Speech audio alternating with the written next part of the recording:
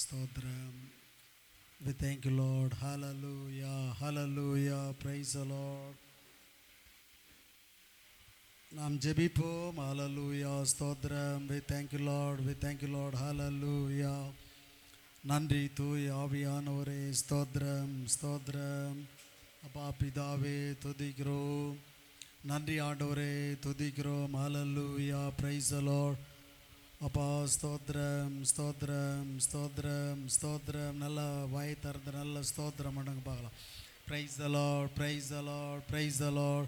அப்பா பிதாவே, அப்பா பிதாவே, அப்பா பிதாவே, உம்மை நாங்கள் துதிக்கிறோம், உம்மை நாங்கள் துதிக்கிறோம். எல்லா பிரஸ்தாபத்தை பார்க்கிலும் தேவன் நீர் உம்முடைய வார்த்தையை மைமைப்படுத்தியிருக்கிறீர். ஹalleluya. ஸ்தோத்திரம். ஸ்தோத்திரம். ஸ்தோத்திரம். நன்றி தூய் ஆவியானவரே. ஸ்தோத்திரிக்கிறோம். ஸ்தோத்திரிக்கிறோம். நன்றி. We thank you Lord. Hallelujah. Hallelujah. ஓ அப்பா பிதாவே, அப்பா பிதாவே ஸ்தோத்திரம். அப்பா பிதாவே ஸ்தோத்திரம். அப்பா பிதாவே ஸ்தோத்திரம். இயேசுவையே துதி செய் நீ மனமே, இயேசுவையே துதி செய். கிறிஸ்தேசுவையே துதி செய் நீ மனமே, இயேசுவையே துதி செய். மாசணுகாத பராபரவஸ்து, மாசணுகாத பராபரவஸ்து, நேசகுமாரன் மெய்யான கிறிஸ்து, நேசகுமாரன் மெய்யான கிறிஸ்து. இயேசுவையே துதி செய் நீ மனமே, இயேசுவையே துதி செய். கிறிஸ்தேசுவையே துதி செய் நீ மனமே, இயேசுவையே துதி செய். எண்ணின காரியம் யாவும் முடிக்க, எண்ணின காரியம் யாவும் முடிக்க, மண்ணிலும் விண்ணிலும் வாழ்ந்து சுகிக்க, மண்ணிலும் விண்ணிலும் வாழ்ந்து சுகிக்க. இயேசுவையே துதி செய் நீ மனமே, இயேசுவையே துதி செய். கிறிஸ்தேசுவையே துதி செய் நீ மனமே, இயேசுவையே துதி செய். எங்கள் அன்பும் இரக்கம் நிறைந்த பரலோக பிதாவே, நீங்கள் ஆசீர்வதிக்கப்பட்ட இந்த அருமையான பரிசுத்த ஓய்வு நாளின், மனமகிழ்ச்சி நாளின் இந்த மகிமையுள்ள நாளாக அதை நாங்கள் எண்ணும்படியாக நீர் கொடுத்த இந்த தருணத்துக்காக எல்லாவற்றுக்கும் மேலாக எல்லா பிரஸ்தாபத்தை பார்க்கிலும் உடைய வார்த்தையை நீர் மகிமைப்படுத்திருக்கிறீர். கர்த்தாவே, என்னோடும் எங்களோடும் பேசும்.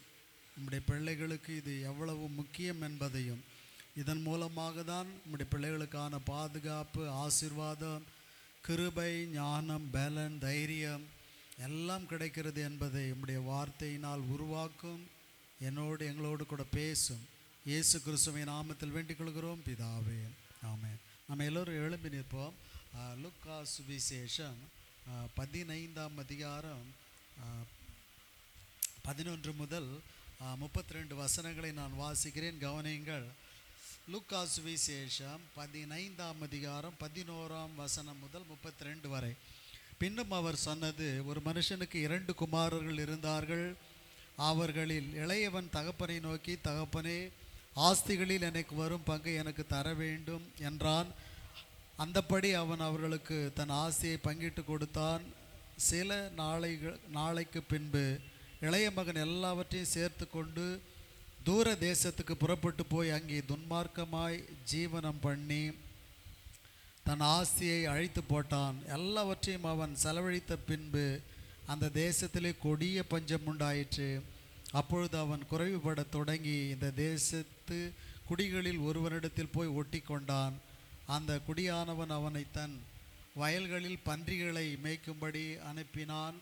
அப்பொழுது பன்றிகள் தின்கிற தவிட்டினாலே தன் வயிற்றை நிரப்ப ஆசையாயிருந்தான். ஒருவனும் அதை அவனுக்கு கொடுக்கவில்லை.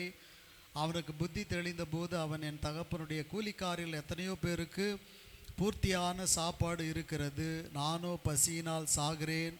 நான் எழுந்து என் தகப்பனிடத்திற்கு போய், தகப்பனே, பரத்துக்கு விரோதமாக உமக்கு முன்பாகவும் பாவம் செய்தேன். இனிமேல் உம்முடைய குமாரன் என்று சொல்வதற்கு நான் பாத்திரவான் அல்ல. உம்முடைய கூலிக்காரரில் ஒருவனாக என்னை வைத்து கொள்ளும் என்பேன் என்று சொல்லி எழுந்து புறப்பட்டு தன் தகப்பனிடத்தில் வந்தான்.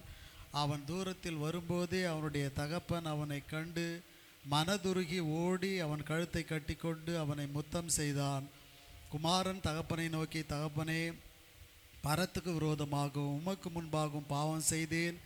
இனிமேல் உம்முடைய குமாரன் என்று சொல்லப்படுவதற்கு நான் பாத்திரன் அல்ல என்று சொன்னான். அப்பொழுது தகப்பன் தன் ஊழியக்காரரை நோக்கி, நீங்கள் உயர்ந்த வஸ்திரத்தை கொண்டு வந்து இவனுக்கு உடுத்தி, இவனுக்கு கைக்கு மோதிரத்தையும் கால்களுக்கு பாதரட்சியும் போடுங்கள். கொழுத்த கன்றை கொண்டு வந்து அடியுங்கள், நாம் புசித்து சந்தோஷமாய் இருப்போம். என் குமாரனாகி இவன் மரித்தான், திரும்பவும் உயிர்த்தான், காணப்படாமற் போனான், திரும்பவும் காணப்பட்டான் என்றான். அப்படி அவர்கள் சந்தோஷப்படத் தொடங்கினார்கள். அவனுடைய மூத்த குமாரன் வயலில் இருந்தான். அவன் திரும்ப வீட்டுக்கு சமீபமாய் வருகிற போது கீதவாதியத்தையும் நடனக்களிப்பையும் கேட்டு ஊழியக்காரில் ஒருவனை அழைத்து, இது என்ன என்று விசாரித்தான். அதற்கு அவன், உம்முடைய சகோதரன் வந்தார், அவர் மறுபடியும் சுகத்துடனே உம்முடைய தகப்பனிடத்திற்கு வந்து சேர்ந்தபடியினாலே அவருக்காக கொழுத்த கன்றை அடிப்பித்தார் என்றான். அப்பொழுது அவன் கோபமடைந்து உள்ளே போக மனதில்லாதிருந்தான். தகப்பனோ வெளியே வந்து அவனை வருந்தி அழைத்தான். அவன் தகப்பனுக்கு பிரதித்திரமாக, இதோ இத்தனை வருஷ காலமாக நான் உனக்கு ஊழியம் செய்து ஒரு காலம் உடைய கற்பனையை மீறாமல் இருந்தும் என் சிநேகிதரோடு நான் சந்தோஷமாக இருக்கும்படி நீ ஒரு காலம் எனக்கு ஒரு ஆட்டுக்குட்டியாவது கொடுக்கவில்லை. வேசிகளிடத்தில் உம்முடைய ஆஸ்தியை அழித்து போட்ட உம்முடைய குமாரன் இவன் வந்தவுடனே கொழுத்த கன்றை இவனுக்கு அடிப்பித்தீரே என்றான். அதற்கு தகப்பன், மகனே, நீ எப்போதும் என்னோடு இருக்கிறாய், எனக்குள்ளதெல்லாம் உன்னுடையதாய் இருக்கிறது. உன் சகோதரனாகி இவனோ மரித்தான், திரும்பவும் உயிர்த்தான், காணாமற் போனான், திரும்பவும் காணப்பட்டான். ஆனபடியினாலே நாம் சந்தோஷப்பட்டு மகிழ்ச்சியாயிருக்க வேண்டுமே என்று சொன்னான் என்றார். உட்காருவோம். ஆண்டவருடைய பரிசுத்த நாமத்துக்கு எப்பொழுதுமே மகிமை உண்டாவதாக. கர்த்தருடைய கிருபையினாலே மாதத்துக்கு ஒரு முறையாகிலும் உங்களோடு கூட ஆண்டவருடைய வார்த்தையை பகிர்ந்து கொள்வதில் மிகுந்த மகிழ்ச்சி அடைகிறேன். நீங்களும் அதை கவனமாய் ஏற்றுக்கொள்ளுகிறீர்கள் என்ற நம்பிக்கை ஒன்று எனக்கு இருக்கிறது. அது எல்லாரும் அப்படி இருக்கிறீர்களா என்ற கேள்வியும் இருக்கிறது. Praise the Lord. எனக்கு தெரிஞ்ச ஒரு சகோதரி இருந்தார்கள். அவங்க இப்போ வெளிநாட்டுக்கு போயிருக்கார்கள். அவங்கள மட்டும் தெரியும் எனக்கு. எப்படின்னா, நான் ஒவ்வொரு முறையும் பார்க்கும்பொழுது கேட்பேன், நான் எப்போ எந்த நேரத்தில் பிரசங்கம் பண்ண, எந்த மாதத்தில் பண்ணேன்னு கேட்டால் கரெக்டாக சொல்லி அதை உண்மையாக அதை அப்படியே நான் எந்த நோக்கத்தோடு பிரசங்கம் பண்ணானோ அதை அப்படியே அது ஆவிக்குரிய தன்மையில் பேசும்பொழுது எனக்கு ரொம்ப மகிழ்ச்சியாக இருக்கும். சரி, பரவாயில்ல, சபையில் ஒருத்தராகிலும் அதற்காக அவங்க யார் பாஸ்டர், அவங்க பேர் பாஸ்டர், அவங்க தான் ரொம்ப முக்கியமாக பாஸ்டர், அப்போ நாங்கள்லாம் கேட்கலையா பாஸ்டர்ன்ற கேள்வியெலாம் இருக்கக்கூடாது. நான் கேட்டபொழுது எனக்கு மறு உத்தரவு கொடுத்து அந்த ஆண்டவருடைய வார்த்தையை பாருங்கள், தேவன் யாரை எப்பொழுது எப்படி உயர்த்துகிறார் என்பது யாருக்குமே தெரியாது, மனுஷனால் தீர்மானிக்க முடியாது. தாவீதுக்கு பிறந்த 8 குமாரர்கள், ஈசாய்க்கு பிறந்த 8 குமாரர்களில் தாவீது கடைசி மகனாக தன்னுடைய சொந்த குடும்பத்தாரால் சகோதரனால் புறக்கணிக்கப்பட்டு பாருங்கள், அவன் ஆடு மேய்த்து கொண்டிருந்தான்.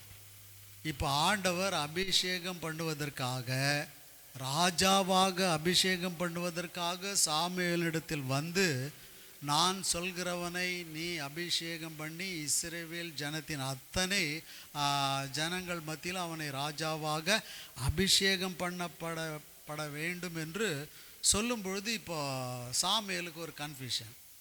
ஈசாயை அழைத்து, தாவீதினுடைய தகப்பனாகி ஈசாயை அழைத்து அவங்க குமாரர்கள்லாம் வர சொல்கிறான்.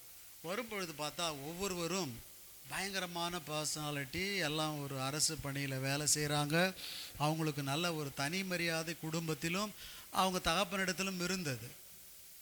அப்படி அறிமுகம் செய்வதற்கூட தகப்பனால் மதிப்பற்ற நிலையில் இருந்தவன் தான் தாவீது. நல்ல ஞாபகம் வச்சு.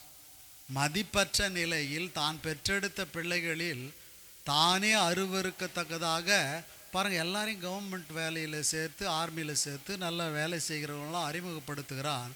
கடைசியில் தாவீதை கொண்டு போய் ஆடு மேய்க்க விட்டு ஆண்டவர் பாருங்கள் இளம் பிராயத்திலிருந்தே தேவன் பேரில் அவனுக்கு இருந்த பக்தி, ஆண்டவர் பேரில் வைத்திருந்த அன்பு, அவன் தேவனோடு செலவிட்ட அந்த பக்தி தன்மையெல்லாம் தேவன் ஒருவரே அவனை பார்த்தார். தகப்பனால் சகோதரால் பார்க்க முடியவில்லை.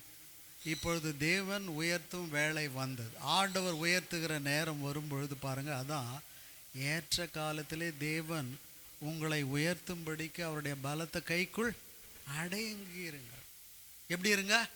அடங்கியிருங்கள். நான் பார்க்கும்பொழுது அந்த சகோதரி எப்போ பார்த்தாலும் மாடு சாணியை வாரிக்கின்னு அதுக்கு தீனிலாம் 4 மணிக்கு எப்போனா பார்ப்போம், வாக்கிங் போவோம். 4 மணிக்கெலாம் வண்டியில் அந்த மாட்டுக்கான தீனிலாம் வாங்கிட்டு வரோம். நல்ல உழைப்பாளி, நல்ல படிப்பாளி. ஒரு நாள் அதிகாலையில் 6 மணிக்கு போகிறேன் வீட்டுக்கு. இந்த பக்கம் வாக்கிங் போகும்போது திடீர்னு போவேன். போனால் அந்த ரூம் ஃபுல்லாக புத்தகமாக இருக்குது. என்ன இப்படியே இருக்குன்னு நைட்டு படிச்சுட்டு இப்போ காலையிலையும் படித்தேன். ஐயா, இதெல்லாம் மனுஷனாக நானாக பார்க்குற பார்வை, தேவன் ஒரு பார்வை இருக்குது. அது அந்தரங்க, அவங்க பர்சனல், அதெல்லாம் நமக்கு தெரியாது. அது நம்முடைய ஜட்ஜ்மெண்ட்டும் கிடையாது. ஒருத்தருடைய சொந்த விஷயங்களை தீர்மானித்து நியாயம் தீர்ப்பது ஒரு மனுஷனுடைய வேலை அல்ல, அது தேவன். ஆனால் பாருங்கள், அந்த காரியங்கள்லாம் பார்ப்பேன். அதே சமயத்தில் வீட்டில் ஜெபம் பண்ணும்போது அவங்க அம்மா கூட நான் பேசும்பொழுது ஏதாவது ஒரு வார்த்தையை நான் எப்போ பேசுகிறேன் கொஞ்சம் நகைச்சுவாக பேசும்பொழுது அதை ரசிக்கக்கூடிய உண்மையான ஒரு ரசனை உள்ள மகளாகவும் அவள் இருந்தாள். ஊழியக்காருடைய வார்த்தை ஒன்றை கூட எதிர்த்து பேசாமல், நல்லா கவனிங்க, எதிர்த்து பேசாமல் ரியாக்ஷன் கொடுக்காமல், ஒரு நாள் மோசே ஊருக்கு போன நேரத்தில் எனக்கு சொல்லணும்னு ஏவுதல் வந்து, ஏம்மா இந்த தெருவெலாம் ரொம்ப குப்பையாக கிடக்குது, இது என்னாலேயும் கொஞ்சம் நேரம் பெருக்கி பார்த்தேன், ஒரே டஸ்ட் அலர்ஜியாக இருக்குது அப்படின்னு அவ்வளோதான் சொன்னேன். அப்புறம் பார்த்தா நான் வரத்துக்குள்ளே ரோட்டை தான் இளம் வயது என்று கூட அந்த கூச்சம் இல்லாமல் தெருவை அவ்வளோ க்ளீனாக பெருக்கி, இதெல்லாம் நான் பல வருடங்களாக பார்க்கிற காரியங்கள். பக்தி, தேவனுடைய வார்த்தையில் கேட்கிற அந்த பயம், இதெல்லாம் ஒரு நாள் பாருங்கள், சாணி மாட்டு மூத்திரம் இந்த அசுத்தத்தெல்லாம் பண்ணிகிட்டே இருந்து ஒரு நாள் எனக்கு ஃபோன் வருகிறது, பாச நான் ஊருக்கு போகிறேன் அப்படின்னா. ஊருக்குன்னா பாருங்கள், அந்த சில பேருக்கு பார்த்தீங்கன்னா அந்த வார்த்தையில் கூட ஒரு பெருமை வரும் பாருங்கள். சும்மா வெளியூருக்கு போனால் கூட, பெங்களூர் போனால் கூட நான் பெங்களூர் போகிறேன்ற பெருமைலாம் வரும். என்ன சொல்கிறேன் நான், யாரையும் சொல்கிறேன். ஆனால் அது வெளிநாட்டுக்கே போகுது, நான் ஊருக்கு போகிறேன், பேச்சை போகிறேன். ஹலோ லிசன், கவனிங்க, வெளியூருக்கு போகிறேன்.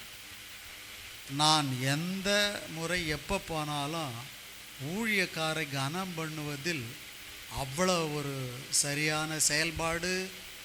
ஒரு காணிக்கை கொடுக்கும்பொழுது எந்த ஒரு நிரந்தரமான வேலையோ அல்லது பெரிய பண வருவாயோ இல்லாத தகுதிக்கு மிஞ்சின ஒரு காணிக்கை கொடுங்க. அப்போனா நீங்கள் இப்படி இன்டைரக்டாக சொல்கிறீங்க பாஸ், நாங்களும் கொடுக்கணும். நோ, கொடுக்கா கட்டி கூட அதே சந்தோஷமாக வருகிற மனநிலை தேவன் கொடுத்துருக்கிறார். அதே மனநிலையோடு தான் எப்பவும் போகும்போது ஒரு நாள் கூட பாச வெறுமையாக அனுப்பினதாகவோ அல்லது குறைவான ஒரு அல்லது அது என்ன ரொம்ப கம்மியான இதெல்லாம் கிடையாது. நல்ல ஒரு உயர்ந்த காணிக்கை கொடுத்து அனுப்புகிற அவர்களை மனப்பூர்வமாக நான் ஜெபிப்பேன். அதுக்கு அந்த குடும்பத்திற்காக கண்டிப்பாக ஒரு நாள் இருக்கிறது. இந்த குடும்பமும் இந்த பிள்ளைகளை நிச்சயமாக என்ன பண்ணுவாங்க, ஆசீர்வதிக்கப்படுவார்கள் என்பது அது தேவனுடைய நிபந்தனை, கட்டளை. அது ஊழியக்காரனுடைய உள்ளமும் அப்படி மகிழ்ச்சி அடைய வேண்டும்.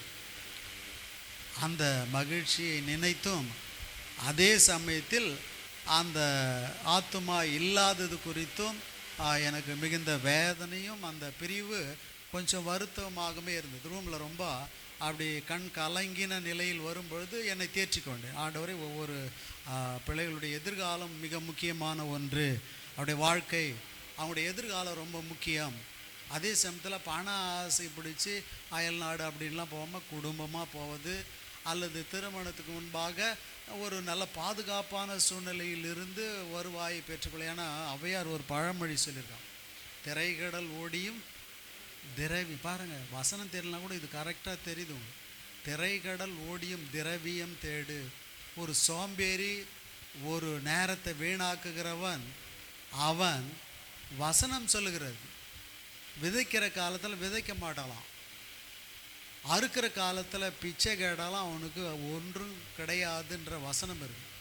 உழைக்க வேண்டிய நேரத்தில், சம்பாதிக்க வேண்டிய நேரத்தில், படிக்க வேண்டிய நேரத்தில், குடும்பத்தில் இருக்க வேண்டிய நேரத்தில், பெற்றோர்களுக்கு ஒபே பண்ணுவதில், தகப்பனை ஒரு மருத்துவமனைக்குன்னா ஒரு ஆணை போல சென்று தகப்பனுக்கு உதவி செய்து குடும்பத்திலும் அவ்வளோ கரெக்டுனா என் பார்வையில் அந்த செயல்பாடு, மற்றதெல்லாம் நான் சொல்ல முடியாது.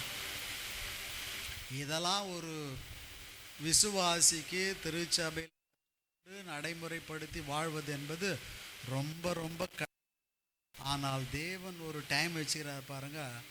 எந்த மனுஷனும் மேன்மைப்படுத்தும் உயர்த்தும் அவரால் முடியும். அப்போ திருச்சபைக்கு வந்து சும்மா டைம் பாஸ் பண்ணி ஒரு ஆத்மாவை கூட ஆதாயம் பண்ணாமல், ஒரு ஜப வாழ்க்கை இல்லாமல், ஒரு பக்தி இல்லாமல், பாஸ் இடத்துல ஒரு ரெஸ்பான்சிபிலிட்டி இல்லாமல், அவங்க ஏதாவது ஒரு முக்கியமான எந்த நிகழ்ச்சியாக இருந்தாலும் மோசைக்கு மெயினாக சொல்லுவாங்க அவர் பாஸ்ன்றதால. என்னான்ட்டு சொல்லணும் அவசியமும் கிடையாது, எதிர்பார்க்கணும். ஆனால் அந்த ரெஸ்பான்சிபிலிட்டி கரெக்டாக இருக்கும். அவங்க எங்கே போனாலும் எந்த நிகழ்ச்சி ஆனாலும் அந்த குடும்பத்தார் என்னையும் ஒரு ஊழியக்காரனாக நினைத்து செயல்படுகிற விதம்லாம் எனக்கு ரொம்ப பிடிக்கும். எங்கள் ஊருக்கு போனால் கூட ஒரு மெசேஜ் வரும், ஒரு ஃபோன் வரும், கரெக்டாக வரும். இதெல்லாம் பெருமையாக அவங்கள ஏதோ உயர்த்தி பேசுவது அல்ல. தாவீதுக்கு நடந்த நிகழ்ச்சி அதுதான்.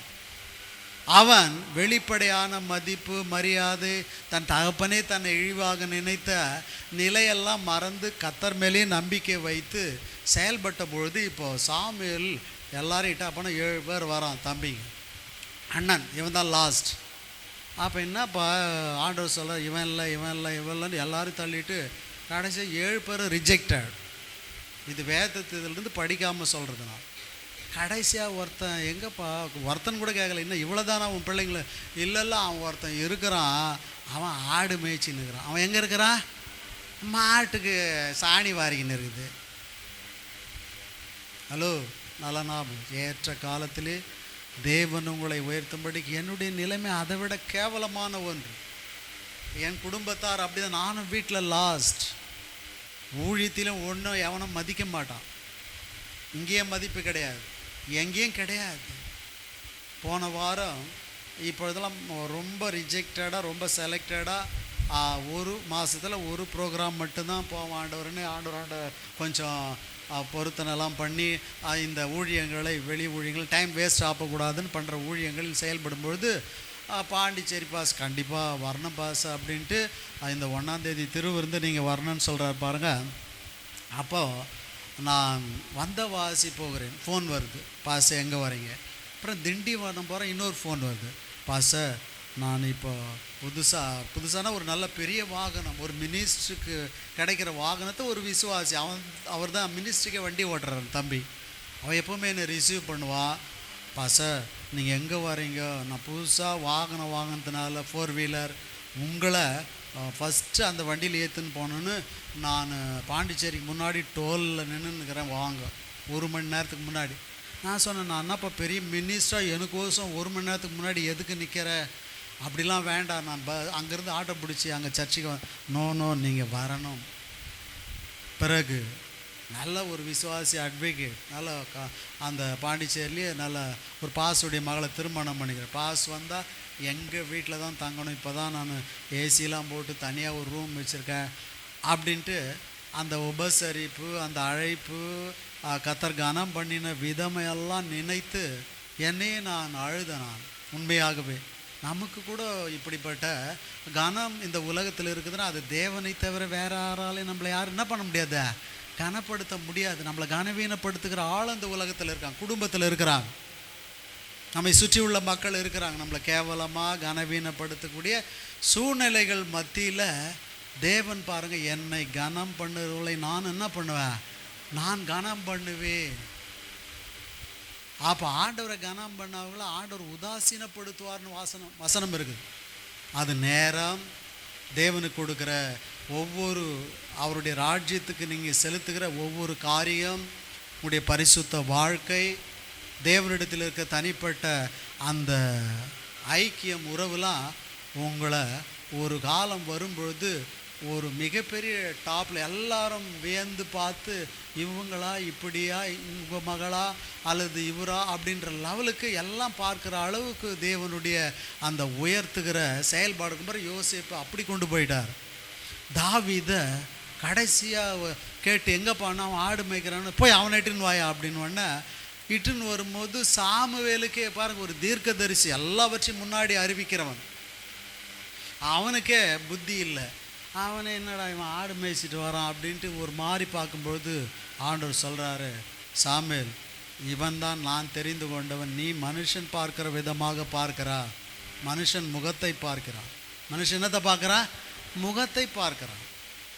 ஆள் நல்ல பர்சனாலிட்டி, அப்படி அப்படி படிப்பு அல்லது இப்படிலாம் இந்த உலகத்தில் எப்படியோ உங்கள் எண்ணம் எப்படி இருக்குதுன்னு தெரியாது. இது மனுஷன் பார்க்குற விதம். தேவன் பார்க்கிற விதமே வேற. உங்கள் உள்ளத்தை தான் பார்ப்பார். காயின் ஆபேலுடைய காணிக்கையினுடைய அந்த வெளிப்பிரகாரமான காரியத்தை அவர் பார்க்கல. எவ்வளோ கொடுத்தான், எவ்வளோ கொடுக்குறான், மனசை தான் பார்க்குறார். கொடுக்கக்கூடிய மனசை பார்க்குறார். என்ன பிரதர், அங்கே குடிக்கிறவங்களாம் பார்த்து பார்த்து அவரும் குடிச்சிக்கினே இருக்கிறாரு.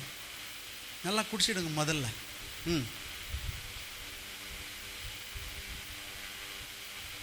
மனுஷன் முகத்தை பார்க்க. அதனால் பாஸுக்காக ஜெபம் பண்ணுறது, பாஸ்ட் பாப்பாருன்றதுக்காக செய்கிறது, பாஸ்ட்டை பிரியப்படுத்துறது, பாஸ்ட் கூட சோஷியலாக பேசுறது, இதெல்லாம் ஒன்றும் கிடையாது.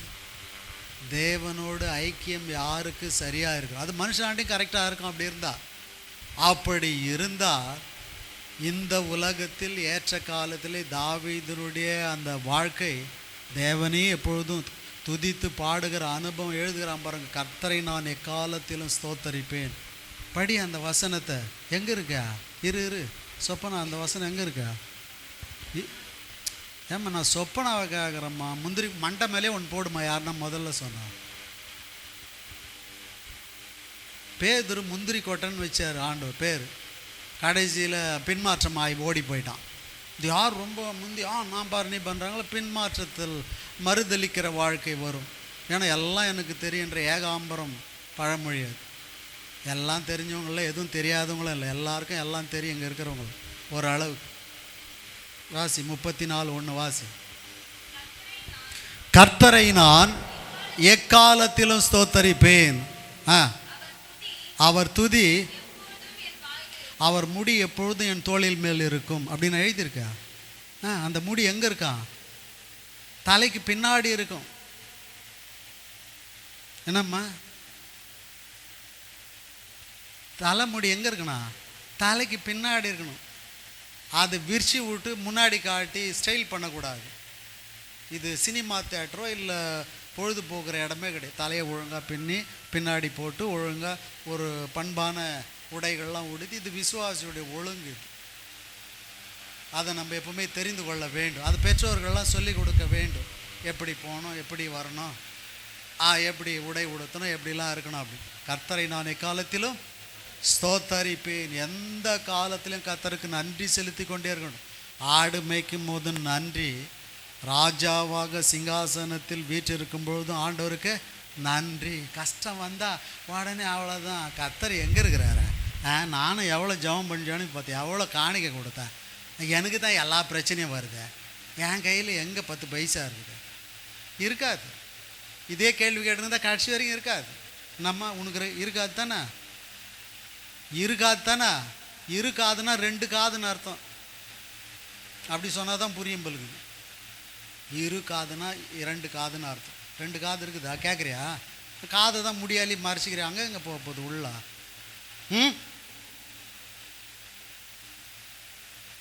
நல்லா கவனி. காதுள்ளவன் கேட்க கடவுள். அருமையான கர்த்தருடைய பிள்ளைகளே, அந்த சாமுவேலுக்கு தேவனுடைய எச்சரிக்கை வருகிறது, நீ மனுஷன் பார்க்கிற விதமாய் பார்க்கிறார். ஊழியக்காரன் அப்படி தான் பார்ப்பான், வெளியே பார்க்க காணிக்கை கொடுக்குறத பார்ப்பான். இவர் நிறைய காணிக்கை கொடுக்குறாரு, ஆனால் இவர் உண்மையானவர் கிடையாது. லஞ்சம் வாங்கின துட்டு கூட இங்கே வரும், அதில் லஞ்சம் வாங்கின துட்டுன்னு எழுதிய போட போகிறாரா? நான் உண்மையாக உழைத்த காசுன்னு எழுதி போட போகிறாரா? ஒன்றும் கிடையாது. கருவாடு விற்றா கூட அந்த துட்டு நாற்றம் அடிக்காது, வாசனை தான் வரும்.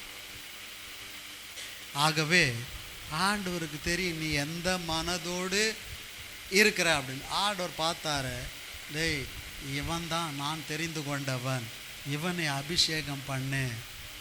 ஆள் ரொம்ப ஷார்ட்டாக இருக்கான், அழகாக தான் இருக்கான், இவன் வேற ஆடு மேய்ச்சிட்டு வரான், இவனை எட்டு போய் இப்போ இதோ பாருங்கள் நம்ம கவர்மெண்ட்டில் கூட அப்படி தான் இருக்குது, சினிமா டான்ஸ் ஆடிங்கன்னா இவன் என்னடா இவன் வந்து முதலமைச்சர் இன்னும் வேலை.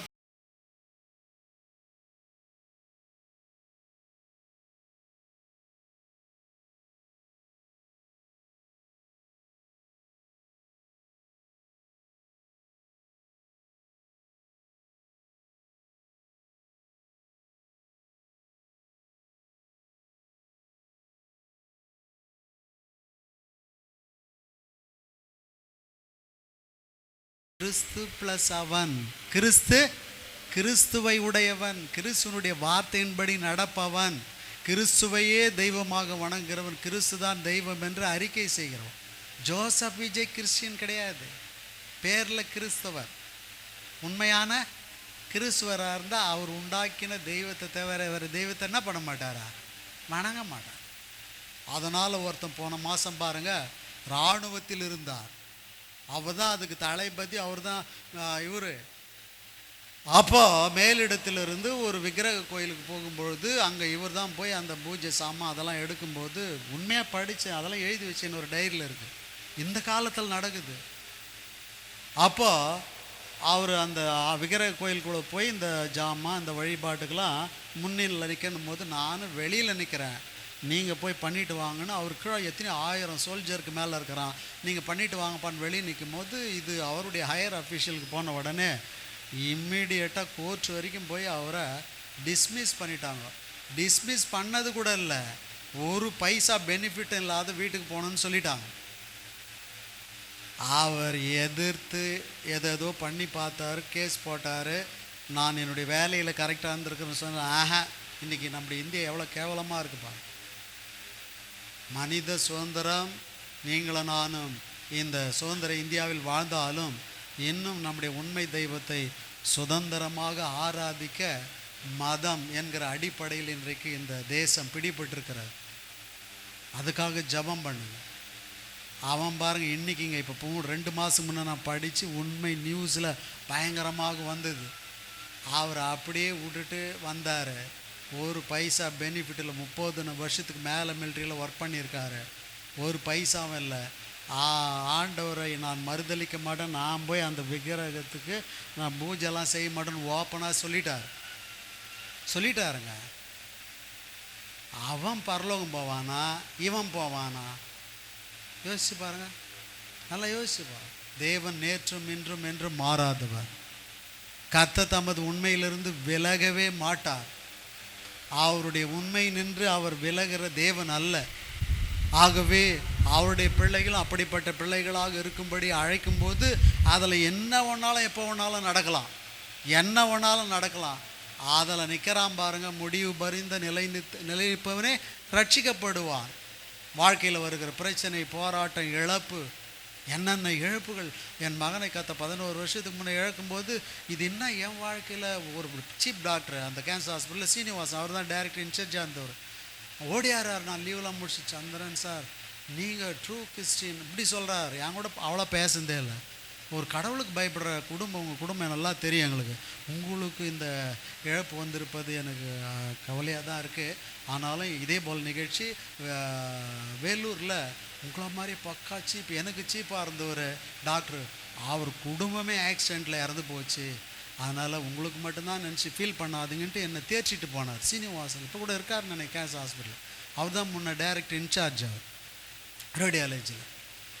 ஆகவே என்ன இழப்புகள், எந்த விதமான லாஸ் இந்த உலகத்தில் வந்தாலும் அது தேவனுக்கு இணையானது எதுவுமே கிடையாது. கர்த்தர் நம்மோடு இருந்தால் போதும், மீதி எது போனாலும் பரவாயில்லை. அதுக்கு இந்த தாவீது ஒரு சாட்சி. அவனை அபிஷேகம் பண்ணினார், அவன் தன்னுடைய இருதயத்துக்கு ஏற்றவனாக கர்த்தர் கண்டார்.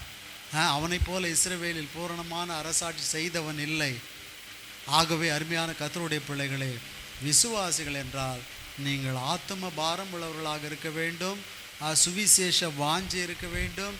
முக்கியமாக திருச்சபையினுடைய வளர்ச்சியில் மிக கவனத்தை செலுத்த வேண்டும். திருச்சபை வளருகிறதா, என் மூலமாக அந்த வளர்ச்சி இருக்கிறதா, என் மூலமாக ஊழியக்கார் சந்தோஷப்படுகிறாரா, இல்லை உங்களை நினைக்கும் போது வேதனை படுகிறாரா? வேதனை அடையக்கூடாது. உங்களை நினச்சி வேதனைப்பட்டால் அது உங்களுக்கு பிரயோஜனமாக இருக்காது. வேதவசனம் சொல்லுது, ஒரு ஊழியக்காரன் ஒரு விசுவாசி நினச்சி வேதனைப்பட்டான்னா நீ நல்லாவே இருக்க மாட்டா அப்படின்னு அதில் எழுதுது.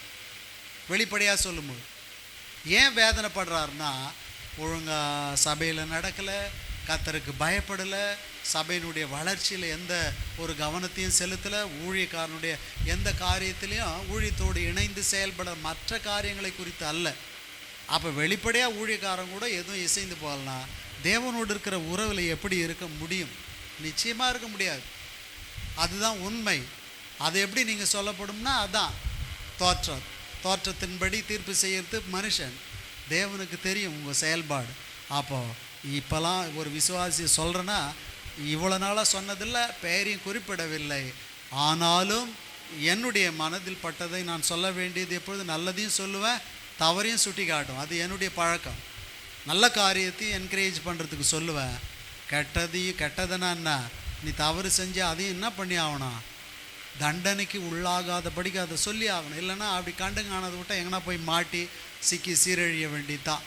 அதையும் சொல்லணும். அதுதான் ஒரு பெற்ற தகப்பனுடைய வேலை, ஒரு ஆவிக்குரிய தகப்பன். சரி போட்டோம்.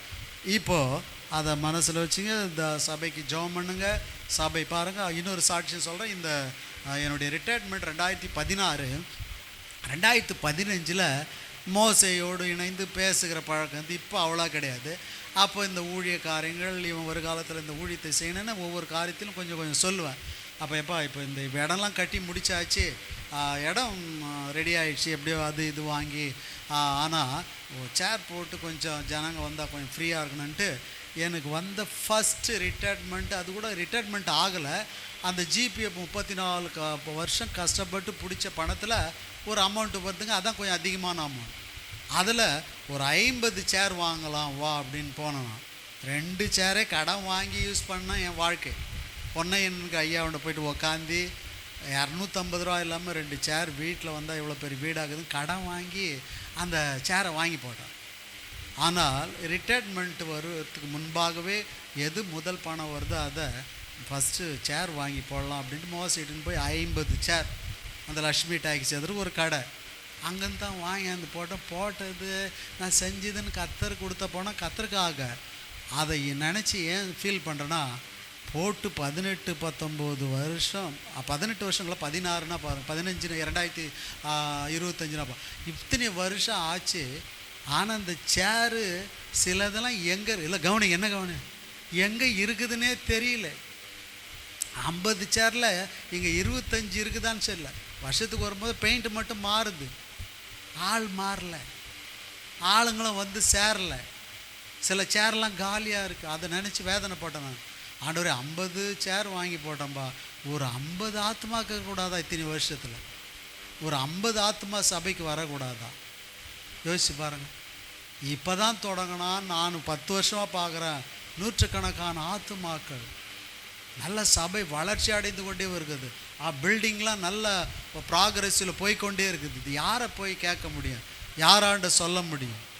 ஆகவே இந்த உத்தரவாதம் நம்மை சார்ந்தது, நம்ம ஒவ்வொருவரையும் சார்ந்தது. நம்ம ஒவ்வொருவருக்கும் அந்த பொறுப்பு உண்டு. இது தேவனுடைய ஊழியம், சந்திரனுடையது, மோசையுடையது அல்ல. நல்ல மனசில் வச்சு, இது கர்த்தருடைய ஊழியம். நீங்கள் ஆத்தும ஆதாயம் பண்ணுவதிலும் உங்களுடைய பொருளாதார காரியத்தில் ஊழியத்தை தாங்குவதிலும் மனப்பூர்வமாய் உற்சாகமாய் செய்து பாருங்கள். ஏற்ற காலத்தில் தேவன் உங்களை என்ன பண்ணுவாரா? சொல்லு தெரேசா, இன்னும் தாடியை தடவுற மாதிரி கழுத்தை தாடின்னுக்கிறிய. தாடிலாம் இல்லைல்ல, டாடியும் இருக்கார். அந்தோணி அவங்க அப்பா பேர் டாடி இருக்கார். போன வாரம் போய் பார்த்தேன் அவர். நான் ஒரு கடையில் உக்காந்துங்கிறார். ஐயா ஐயான்னு கத்தனார். எப்படி இருக்கீங்க? அவங்க அம்மாவையும் போய் பார்த்து, அந்த அம்மாவும் நல்ல ஊழியக்காரக்கான படத்தில் எக்ஸலண்ட் லேடி, இந்த திரேசாவுடைய அம்மா. எப்போ 87லேருந்து பார்த்துன்னு இருக்கேன். இன்றைக்கும் போன வாரத்துக்கு முந்தின வாரம் போயிட்டு வந்தேன் அந்த வில்லேஜ். அப்போது ஏன் இதெல்லாம் சொல்கிறேன்னா, நீங்கள் கர்த்தருக்காக செய்யுங்கள். மனுஷன் எதை விதைக்கிறானோ அதையே அறுப்பான். மனுஷன் எதை விதைக்கிறானோ அதை அறுப்பான். நீங்கள் நல்லதை விதைச்சால் நல்லதுக்கென்று ஜீவனை, நித்திய ஜீவனை அறுப்பீர்கள் என்று வசனமெல்லாம் இருக்குது. அது டைமில் இதெல்லாம் மனசில் வச்சுச்சோம். இப்பொழுது நாம் வாசிக்கப்பட்ட இந்த வேத பகுதி விரைவாக கொடுக்கப்பட்ட நேரம் ரொம்ப முக்கியமான ஒன்று. 15 நிமிடம், அதிகபட்சம் 15 நிமிடம். அதுக்குள்ளாகவே நான் முடிக்கணும். ஏன்னா உங்களுக்கு 9 மணிக்கு தொடங்குகிற ஆராதனை 11:30, ஒரு 2.5 மணி நேரம் அதிகபட்சம். அதுக்கு மேலே அந்த ஆராதனை நடத்துவது என்பது அவ்வளோ சிதம் அல்ல. நீங்களும் தாங்க முடியாது, கொஞ்சம் கஷ்டம்தான். என்னம்மா இடுப்பெல்லாம் வலிக்கும். ஏன்னா நின்று பிரசங்கம் பண்ணுறது ரொம்ப ஈஸி, கொஞ்சம் ஆசையெல்லாம் அப்படி போகலாம். இப்படி உக்காந்தி கேட்குறது ரொம்ப கஷ்டம். என்ன பாக்கி வந்துச்சா, ஒரே இடத்துல உக்காந்தி பாருங்களாம் தெரியும். ஏன்னா உங்கள் இடத்துலேருந்தால் எனக்கு தூக்கம் வரும், உங்கள் இடத்துல இருந்தால் போர் அடிக்கும். என்ன உங்கள் இடத்துல இருந்தால் மனசுலேயே இந்த ஆளுக்கு வேறு வேலையில் இதே தான் சொல்லியிருக்கிறான்னு மைண்ட் வாய்ஸ் எனக்கு சில நேரத்தில் கேட்கும். என்ன தண்ணி தாகம் எடுக்கும், என்னென்ன செய்யன்றீங்க இது. ஏன்னா மாம்சத்துக்குரியவர்கள் மாம்சத்துக்குரியவைகளை சிந்திக்கிறார்கள். இந்த மாம்சம் எப்போவுமே பலவீனம் உள்ளது. ஆவிக்குரியவர்கள் தான் உற்சாகமாக ஆண்டவருடைய வசனத்தை கேட்பாங்க. ஆண்டவருடைய வார்த்தை என்ன வருது, இன்னும் தேவ ஆலோசனை வருகிறது, இன்னும் தேவனுடைய வார்த்தை எனக்காக வருகிறது, நான் அதுக்காக தான் நான் வந்திருக்கிறேன். தேவன் என்னோடு கூட பேசுகிற தேவன் ஆயிடுச்சு. அவர் என்ன ஆலோசனை தருகிறார், என்ன வார்த்தை கொண்டு என்னோடு கூட பேசுகிறார், என் தவறு என்ன, அதுக்கு நான் சரி பண்ண வேண்டிய காரியங்கள் என்ன என்பதை தேவன் இந்த வார்த்தையின் மூலமாக தான் பேசுகிறார். அதுக்கு காத்திருப்பார்கள். அது ஆவிக்குரியவர்கள். சரி பாருங்கள், இங்கே இந்த செய்தியினுடைய தலைப்பு லூக்கா சுவிசேஷம் 15ஆம் அதிகாரம் 11லிருந்து 32 வரைக்கும் வாசிக்க கேட்டோம். இந்த வசனங்களை ஏற்கனவே ஒரு சில ஆண்டுகளுக்கு முன்பாக நான் பிரசங்கித்திருக்கிறேன். இந்த திருச்சபையில் இப்போ நிறைய இடங்களில் பண்ணியிருக்கேன். அது நிறைய ரெஸ்பான்சிபிலிட்டிலாம், நல்ல ரிசல்ட்லாம் கிடைச்சிருக்கு, நல்ல மனம் திரும்புதெல்லாம் உண்டாயிருக்கு. அது போகட்டும். ஆனால் இப்போ ஏன் பண்ணதே பண்ணுறீங்கன்னா, இப்போ முன்பு போல் அல்ல. அதே வசனங்கள், அதே வார்த்தைகள், அதை ஆவியானவரை உங்களுக்கு இதை கொடுக்கும்படியாக ஏவின பொழுது இந்த காலகட்டத்தில் தேவன் என்னென்ன காரியங்களை இதுக்கு உள்ளாக அடக்கி இந்த கால மனநிலையில் வாழ்கிற சூழ்நிலையில் வாழ்கிற இந்த வாழ்க்கை சூழ்நிலைகளில் இப்பொழுது எப்படி அவர்களுக்கு அதை அறிவித்தால் சரியாக இருக்கும் என்பதை நிறைய உட்கார்ந்து எழுதி அதை தியானம் பண்ணி அதை கர்த்தருடைய பிள்ளைகளாகி உங்களுக்கு இதை பிரசங்கம் பண்ணுவதில் மிக மகிழ்ச்சி அடைகிறேன். கவனிங்கள், இந்த செய்தியினுடைய தலைப்பு பாவம் மனம் திரும்புதல். பாவம் மனம் திரும்புதல். அருமையான கர்த்தருடைய பிள்ளைகளே, பாவம் மனம் திரும்புதல் கிறிஸ்துவ வாழ்க்கையில் இது 2 தான். சாகர வரைக்கும் இந்த கிறிஸ்துவ வாழ்க்கையில் இருக்கிற அடிப்படை சத்தியங்கள் 2 தான் முக்கியமான ஒன்று. செழிப்பு, ஆசீர்வாதம், என்னென்ன பிரசங்கம் இருக்குதுன்றீங்க. எத்தனை 2000 பிரசங்கு மேலே நான் குறிப்பெடுத்து வச்சிருக்கிறேன். 2000 பிரசங்களுக்கு மேலேயே கிடக்குது. ஆனால் எத்தனை பிரசங்கம் என்ன இருந்தாலும் கிறிஸ்துவ வாழ்க்கையினுடைய அடிப்படை உபதேசம், சத்தியம், செயல்பாடு 2 விதத்தில் தான் இருக்குது. ஒன்று என்னது? பாவம். இது பொதுவான ஒன்று. அது சபைக்கு அப்பாற்பட்டு ஆண்டவரை அறியாத மக்களிடத்தில் அது நிரம்பி வழிகிறது. கர்த்தருடைய பிள்ளைகளாய் கர்த்தருடைய வசனத்தை கேட்டு ஞானஸ்நானம் பெற்று சபையில் அங்கத்தினராக இருக்கிறவர்கள் வெளியில் இருக்கிற ஆளுகளை விட மோசமான ஆட்களாக எல்லாரும் இல்லை, ஒரு குறிப்பிட்ட நபர்கள். அவங்க தான் சமுதாயத்துக்கும் சபைக்கும் குடும்பத்துக்கும் சாபத்தீடாய் வாழ்ந்து கொண்டிருக்கிறார்கள். பாவம் செய்கிற ஆத்துமா சாகும், பாவம் செய்கிற ஆத்துமா சாகும். பாவிகளுடைய ஜெபத்துக்கு தேவன் செவி கொடுப்பதில்லை. அப்பனா என்ன அர்த்தம்? நான் ரட்சிக்கப்பட்டேனே, நான் ஞானஸ்நானம் எடுத்தேன், பெயர் மாற்றப்பட்டிருக்கிறது, காணிக்கை போடுகிறேன், அப்புறம் நான் ஆண்டவரை நான் ஆராதனை செய்கிறேன், நான் உத்தமமாக வாழ்கிறேன் எல்லாம் என்னுடைய பரிசுத்தம் பக்திலாம் பரிசேயனை போல இருக்கும். என்னுடைய நீதியெல்லாம் அழுக்கான கந்தை. பவுல் சொல்லும் பொழுது உன்னுடைய நீதியின்படி ஆண்டவர் பார்க்கறதில்ல, ஆண்டவருடைய பார்வையை வேறு, ஒரு புள்ளி கூட ஆண்டவருடைய பார்வையில் எதுவுமே தவறே வராது. கரெக்டாக பார்ப்பார். அவர் வசனத்தின் அடிப்படையில் பார்ப்பார். அவர் எழுதி கொடுத்துக்கிற வாக்குத்தத்தின்படி நம்மளை பிளஸ் பண்ணுகிற தேவன். அப்படிப்பட்ட தேவன் நம்மில் பாவம் உண்டென்று அறிந்து அதை உணர்ந்து அதை அறிக்கை செய்து மனம் திரும்பினால்தான் மனம் திரும்புதல். அப்படி மனம் திரும்பி ஞானசானம் பெற்றவன் தான் ரட்சிக்கப்படுவான். அதனால தான் வசனத்தை கேட்கும்போது என்னிடத்தில் இந்த பாவம் இருக்கிறது, தன் பாவங்களை மறைக்கிறவன் வாழ்வடைய மாட்டான், அவைகளை அறிக்கை செய்து விட்டு விடுகிறவனோ இரக்கம் பெறுவான் என்று வசனம் சொல்லுகிறது. அதன் அடிப்படையில் பாவம், மனம் திரும்புதல், இந்த 2 காரியங்களை உங்களுக்கு சீக்கிரமாக வேகமாக அதை விளக்கி சொல்ல, ஒவ்வொன்றும் ஒவ்வொரு வசனங்களையும் விளக்கி சொல்ல நேரமில்லை. ஆனால் சுருக்கமாக நான் கடகடன் படிக்கிறேன் அல்லது சொல்கிறேன். எதை ரொம்ப முக்கியமாக சொல்லணுமோ அதை நான் நிறுத்தி சொல்வேன், சில படித்து சொல்லுவேன். ஏன்னா 2 பேரை சொல்லி ஆகும். இதில் முக்கியமான நபர்கள் 3 பேர் தான். ஒன்று அன்பான தகப்பன். நாம் வாசித்த இந்த வேத பகுதியில் ஒன்று யார்? அன்பான தகப்பன், மூத்த குமாரன், இளைய குமார். இந்த 3 பேரை வச்சு தான் இந்த ஓமையை த பெஸ்ட் எக்ஸாம்பிள் வேதத்திலே ஆண்டவர் சொல்லியிருக்கிற எக்ஸாம்பிள். ஓமைகளிலே மிக மிக முக்கியமாக ரொம்ப முக்கியமான ஒன்றாக கருதப்படுகிற ஆராய்ச்சியின் குறிப்பில் இந்த கெட்ட குமாரன் சொல்லுவாங்க. எங்கே போனாலும் அது சண்டே கிளாஸ். கெட்ட குமாரன் கிடையாது, அவன் ஆக்சுவலாகவே நல்ல குமாரன் தான். கதைக்காக அப்படி சொல்வார். இங்கே வேதத்தில் எங்கேயும் அவன் கெட்ட குமாரன் சொல்லவே இல்லை. துன்மார்க்கமாய் போனான் துன்மார்க்கன் அப்படின்னு எழுதியிருக்கு. ஆனால் கெட்ட குமாரன் என்று குறிப்பிடவில்லை. அவன் பாருங்கள், இந்த பாசமுள்ள தகப்பன், மூத்த குமாரன், இளைய குமாரன். அப்போ குடும்பத்தில் பார்த்திங்கன்னா தகப்பனுக்கு ஒரு மரியாதை உண்டு. எந்த குடும்பத்திலும் தகப்புக்குன்னு என்ன இருக்குண்ணா, இங்கே தகப்பனாக்கிறவங்களாம் கை தூங்க பார்க்கலாம். தகப்பனாக இருக்கிறவங்கள சொல்கிறேன். ஏன் புண்ணிய கோடி கையை போட்டாரா? அவர் அப்பப்போ இருக்கிறாரு, அப்பப்போ இல்லை. இதுதான் பிரச்சனை. ஒரு நேரத்தில் தகப்பனாக இருக்கிற பாசை, சில நேரத்தில் என் பிள்ளைங்கள என்ன மதிக்க மாட்டேன்னுங்க. அப்புறம் நான் எங்கள் தகப்பன் தாங்க, நல்லா கை தூக்குங்க. அப்போ தகப்பனாக இருக்கக்கூடிய தைரியமும் கிடையாது, ஒழுங்கும் இல்லை. நல்லா தூக்கு அரசம்பது. எவ்வளோ இந்த 4 நான் 1 என்னையும் சேர்த்துக்க வேண்டியது தான். 5 பேர் தகப்பனு.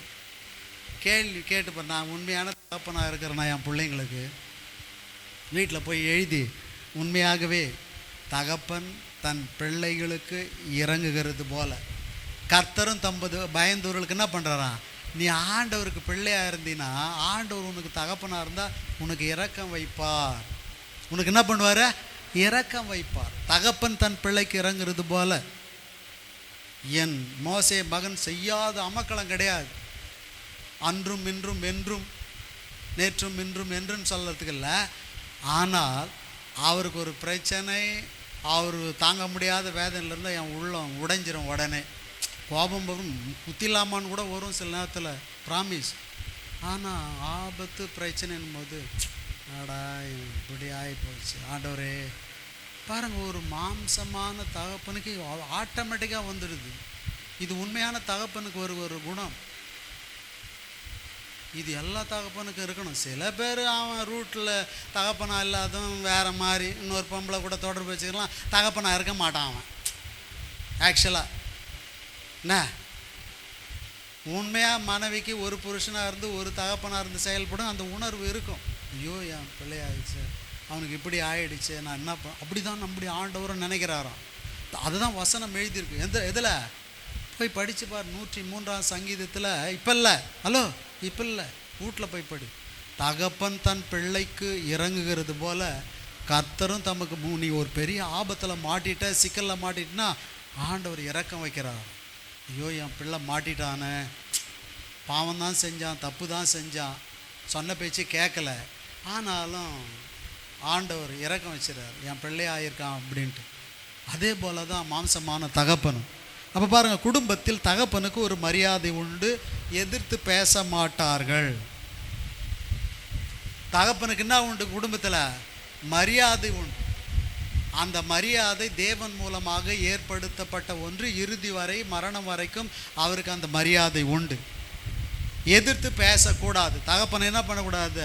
எந்த பிள்ளையும், உங்களுக்கு சொல்கிறேன், பிள்ளைகளாக இருக்கிற பிள்ளைகளுக்கு சொல்கிறேன், எந்த தகப்பன் அவர் மோசமானவரோ, அவர் தப்பு பண்ணுறாரோ, அல்லது அவர் என்ன செய்கிறாரோ அவரை எதிர்த்து அகெயின்ஸ்டாக என்ன பண்ணக்கூடாது?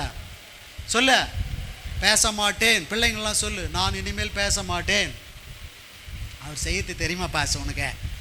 நீ வந்து பாரு, அந்த ஆள் பண்ணுற அமக்கலாம்லாம் என்னம்மா சிரிக்குதுமா. அது ப்ராக்டிக்கலாக பேசுகிறோம் கொஞ்சம். அந்த ஆள் பண்ணுறது தெரியுமா உனக்கு? தெரிய சொல்ல. நீங்கள் சொல்லிவிடுவீங்க, நான் கேட்கலாம் கூட, என் பிள்ளைங்கள அது கேட்கட்டும் பாஸ்டர். நான் தான் பேச முடியல, அவராண்ட ஒதிக்கிறாரு. பசங்க நான் அடிக்க மாட்டேன். அதனால் கேளுங்கடி, நீங்கள் நல்லா கேளுங்கடி. இப்படி தூண்டி விடுறது கேவலம். சில பெண்கள் பண்ணுற அசிங்கமான வேலை என்னென்னா பிள்ளைங்களை தூண்டி விடுறது. நான் தான் அவரை கேட்க முடியல, நீ கேள்றான் நல்லா. இவெல்லாம் துன்மார்க்கமான பெண்கள். அவங்கெல்லாம் பிள்ளைங்களை தூண்டி விடக்கூடாது. அப்பாடா, நான் தான் ஏதோ தெரியாமல் கேட்குறேன் அப்படின்னு சொன்னால் தான் அந்த பிள்ளைங்க நாளைக்கு அப்பாவுக்கு பயப்படும். உன்னையே மீறி நடக்கிற காரியத்தில் அப்பாவை முன்னின்னு வச்சுன்னா அவன் அடங்குவான். அவன் இல்லைன்னா உனக்கும் கிடையாது, அவருக்கும் கிடையாது, ஆண்டவருக்கும் கிடையாது. அவ்வளோ அதை டிம்மி கொடுத்துட்டு போய் உன்னை கேவலப்படுத்தி விட்ருவான். அவனை போகிற இடமெல்லாம் அசிங்கம், உன் பையன்களால் கெட்ட பேர் வரும். அதனால தான் தகப்பனுக்கு எதிர்த்து பேசக்கூடாது. தகப்பனுக்கு என்ன பண்ணக்கூடாது? நல்லா எழுதி வச்சுக்க. இதெல்லாம் வசனம் மட்டுமல்ல, எச்சரிக்கையின் வார்த்தைகள். தகப்பனுக்கு எதிர்த்து பேசக்கூடாது யாராக இருந்தால். அப்போ எதுவுமே அம்மா மூலமாக தான் அந்த காலத்தில் கேட்க முடியும். Through proper channel. ஒரு லீவ் லெட்டர் எழுதும் போது என்ன எழுதுவாங்க? இவர் மூலமாக, த்ரூ ப்ராப்பர் சேனல், அவங்க மூலமாகணும் போது நேரடியாக தகப்பனுக்கு போய் கேட்கவே முடியும். அவ்வளோ பயம், அவ்வளோ பயம். நாங்கள்லாம் சின்ன வயசில் பார்ப்போம். எங்கள் வீட்டில் அந்த நான் ஹாஸ்டலுக்கெலாம் போயிட்டு கொஞ்சம் விவரம் அறியும் போது அப்போ நான் பார்ப்பேன் சில இடத்துங்களில் எதுனா ஒன்றுனா நேராக போய் அப்பாவை கேட்க முடியாது. அம்மா அப்பாவை இதை வாங்கி கொடுக்க சொல்லுங்கம்மா, இப்போ இதை வாங்கி கொடுக்க சொல்லுங்கம்மா, அம்மாவை நோண்டி நோண்டி அம்மாவை உபத்திரப்படுத்தி இப்போ தான் டே அந்த ஆள் கிடக்குறேன் நான் வாங்கி கொடுக்குறேன்டா. ஹலோ, இப்போ எப்படி போயிடுச்சு ட்ரெண்டு? அந்த ஆள் கிடக்குறேன் நான் வாங்கி கொடுக்குறேன். நம்ம காயத்ரி அது வேலைக்கு போகாது, உக்காந்து இது போனால் தெரியும், கதை பண்ணிடும். ஆமாம், சாதாரண விசுவாசிங்கன்னு யாரையும் எடை போட முடியாது. ஆமாம், அந்த ஆள் கிடக்குறான்டா நான் வாங்கி தரேன்டா. என்ன சொல்கிறது? இப்படி பேசலாமா? அந்த ஆள் கிடக்குறான்டா நான் வாங்கி தரேன்டா. எந்த தகப்பனும் குடும்பத்துக்கு தான் அந்த முழுமையான அதிகாரம் உள்ளவனாக அம்மாவே இருடா அப்பாவை கேட்டு உனக்கு வாங்கி தரேன், அப்பா சொன்னால் வாங்கி தரேன் அப்படின்ற ஒழுங்கை நீ சொல்லி கொடுத்து பாரு. அந்த பிள்ளை வருங்காலத்தில் சமுதாயத்தில் ஆசீர்வதிக்கப்பட்டவனாக இருப்பான். தகப்பனுக்கு மட்டும்தான் அறிவுரை சொல்லக்கூடிய அந்த கிருபை தேவன் தந்திருக்க. உங்களுக்கு அன்பு மட்டும்தான் செலுத்த தெரியும். தாய் சாப்பிடாம கூட இருந்து குழந்தைங்களை வளர்ப்பாங்க, சாப்பிடவே மாட்டாங்க. அப்பா எங்கள் மூக்கு பிடிக்க சாப்பிட்டான், அது சாப்பிட்டுச்சுன்னு. ஆனால் அறிவு விஷயமான காரியத்தில் என் புள்ள வருங்காலத்தில் என்னை விட சிறப்பாக வர வேண்டும் என்ற எண்ணத்தில் அவர் செயல்பட்டு கொண்டே இருப்பார். அது தகப்பன். ஆகவே அந்த எதிர்த்து பேச மாட்டார்கள். எதுவும் அம்மா மூலமாக தான் நடக்கும். இந்த 21ஆம் நூற்றாண்டில் கூட தகப்பன் ஸ்தானம் கனத்துக்குரியது என்று தேவன் விரும்புகிறார். இந்த காலத்துக்கு நான் சொல்கிறேன். இப்போ இந்த காலம் என்ன பசு கணினி மயமாக்கப்பட்டது. நம்மளை விட அறிவில் சிறந்தவங்க இருக்காங்க. எனக்கு தெரியாத எத்தனையோ விஷயம் மோசைக்கு இந்த கம்ப்யூட்டரில் அல்லது உலக பிரகாரமாக தெரியும். அதனால் அவர் பெரிய ஆள் ஆகிட முடியுமா? முடியாது. தேவனுடைய நிபந்தனை அது. நான் தான் அவருக்கு அப்பா, நீங்கள் வந்து அவர் சொல்ல முடியுமா? அவருக்கு நான் தான் அப்பா. இதை மாற்ற முடியுமா? எங்கேயாவது போனால் முடியாது. இது பெருமைக்கான காரியம் இல்லை, உயர்த்தி பேசுகிற காரியம் இல்லை. இது தேவனுடைய கட்டளை. தூக்கம் வருதா? நல்லா அல்லையிலையா சொல்லுங்க பார்க்கலாம். சொல்லுமா, என்ன சொல்லக்கூடாதுன்னா நம்ம வெக்கப்பட. அல்லையிலையா சொல்லு நல்லா. அல்லேலூயானா தேவனுக்கு மகிமை உண்டாவதா, தூக்கம் போவதாக அவரை உயர்த்தி சொல்லும்போது. இந்த மாரியாத்த கூத்துறவெல்லாம் போல அப்போ லபல பல பலவான்னு கத்துவான். அவன் எது கத்துறான்னு எனக்கு தெரியுங்க. ஒரு தேவனை, உன்னதமான தேவனை உயர்த்தி மகிமைப்படுத்துகிற ஒரு நாளில் அலேலியா சொன்னால் அலேலியா என்னது அலேலியா. என் வாய் நல்லா இல்லையா? நல்லா தானே இருக்குது. நல்லா அல்லேலியா சொல்லுங்கம்மா. அல்லேலூயானா அவருக்கு எவ்வளோ மகிமை போகுது. அவருக்கு ஐயோ என் பிள்ளைங்களை என்னை துதிக்கிறான்டா, உனக்குன்னு ஒரு தேவதூதம் பக்கத்தில் அப்படி அதரிசனமாக இருக்கிறான். அவன் போய் சொல்லுவான், ஆமாம் சொப்பனம் அல்லிலே நல்லா சொல்லிச்சு ஆண்டவரேன்னு போய் ப்ராமிஸ். இது விளையாட்டு இல்லை. இல்லைன்னா அது எங்கே ஆண்டவரே சொல்லி அல்லிலியா நீங்கள் அடுக்குது, அப்போ அப்படியே அமுக்கு உள்ளவே அப்படின்னு ஆண்டவர் சொல்லுவார். அது எழுந்திருக்கவே கூடாது, அமுக்கி போடாது. அதுக்கு இவ்வளோ செஞ்சாலும் இன்னும் தண்ணி போட்டுன்னு தாங்க இது, இன்னும் தண்ணியிலே அமுக்கு நல்லா திருந்த மாட்டேங்குது. இதெல்லாம் விளையாட்டுக்கு சொல்ல. உண்மை நான் சொல்கிறது கொஞ்சம் ப்ராக்டிக்கலாக சொல்ல. நல்லா அல்லேலியா சொல்லுன்னா நல்லா அல்லேலியா சொல்லம்மா. அல்லேலியா சொல்லு, அல்லேலியா. Very good. இன்றைக்கி தான்ப்பா இங்கே சபை நடக்கிற மாதிரி தெருவில் இருக்கிறவங்களுக்கு தெரியுது. இல்லைன்னா அவங்களுக்கு இங்கே என்ன நடக்குதுன்னே தெரியல. திடீர்னு வருஷம் ஆனால் பலூன் கட்டுறானுங்க, சீரியல் போடுறானுங்க, இதுதான் தெரியுது. இங்கே கடவுளை வணங்குறானா துதிக்கிறான்றதே தெரியல. யாரும் ஒன்றும் சொல்ல மாட்டாங்க. ஏன்னா அவரே கேட்டுவிட்டோம், உங்களால் தாங்க மினிஸ்டர்ன்ட்டு அப்படியே நினச்சின்னு போட்டோம். நமக்கு மட்டும் தெரியும் அவர் எப்படிப்பட்டவருன்னு. அவன் நினச்சின்னு அது மாதிரியாவது ஒரு பயம் வரட்டான் அவனுக்கு. இல்லையா அவங்க ஆள்றா ஒன்றும் சொல்லக்கூடாதுறான்னு பயப்படுவாங்க. நான் எப்போவுமே அப்படி தான். எதுனா ஒன்று சரி சரி சொல்லிட்டு போடும், இன்னும் சரி 2 பீட்டு சேர்த்து போடு பரவாயில்ல, நமக்கு என்ன வந்து நம்ம சொன்னால் தானே தப்பு. அவன் நினச்சின்னு போட்டோம். ஆகவே அந்த தகப்பனை எதிர்த்து பேசுவது, தகப்பனுடைய ஸ்தானம் கனத்துக்குரியது. இந்த வசனத்தின் அடிப்படையில் சொல்கிறேன். அதை யாரும் கனவீனப்படுத்தவோ, அது மனைவியாக இருந்தாலும் பிள்ளைகளாக இருந்தாலும் தகப்பனை மதிப்பு குறைவாக பேசுவதோ, அவர் மனம் வேதனைப்படுவது பேசுவதோ உனக்கு ஆசீர்வாதமாய் அமையாது. நீ ஆசீர்வதிக்கப்படவும் முடியாது.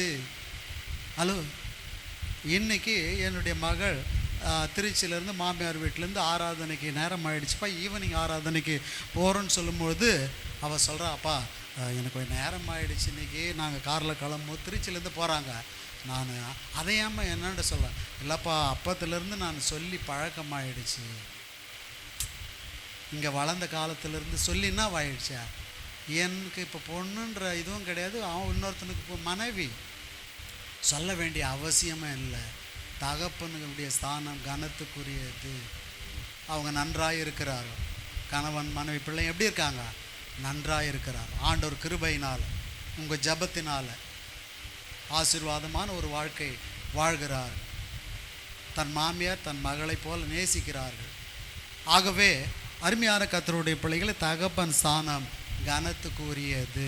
தகப்பனுடைய ஸ்தானம் அவர் அப்பான்னு கூப்பிடுங்க, டெய்லின்னான்னு கூப்பிடுங்க, அப்பா.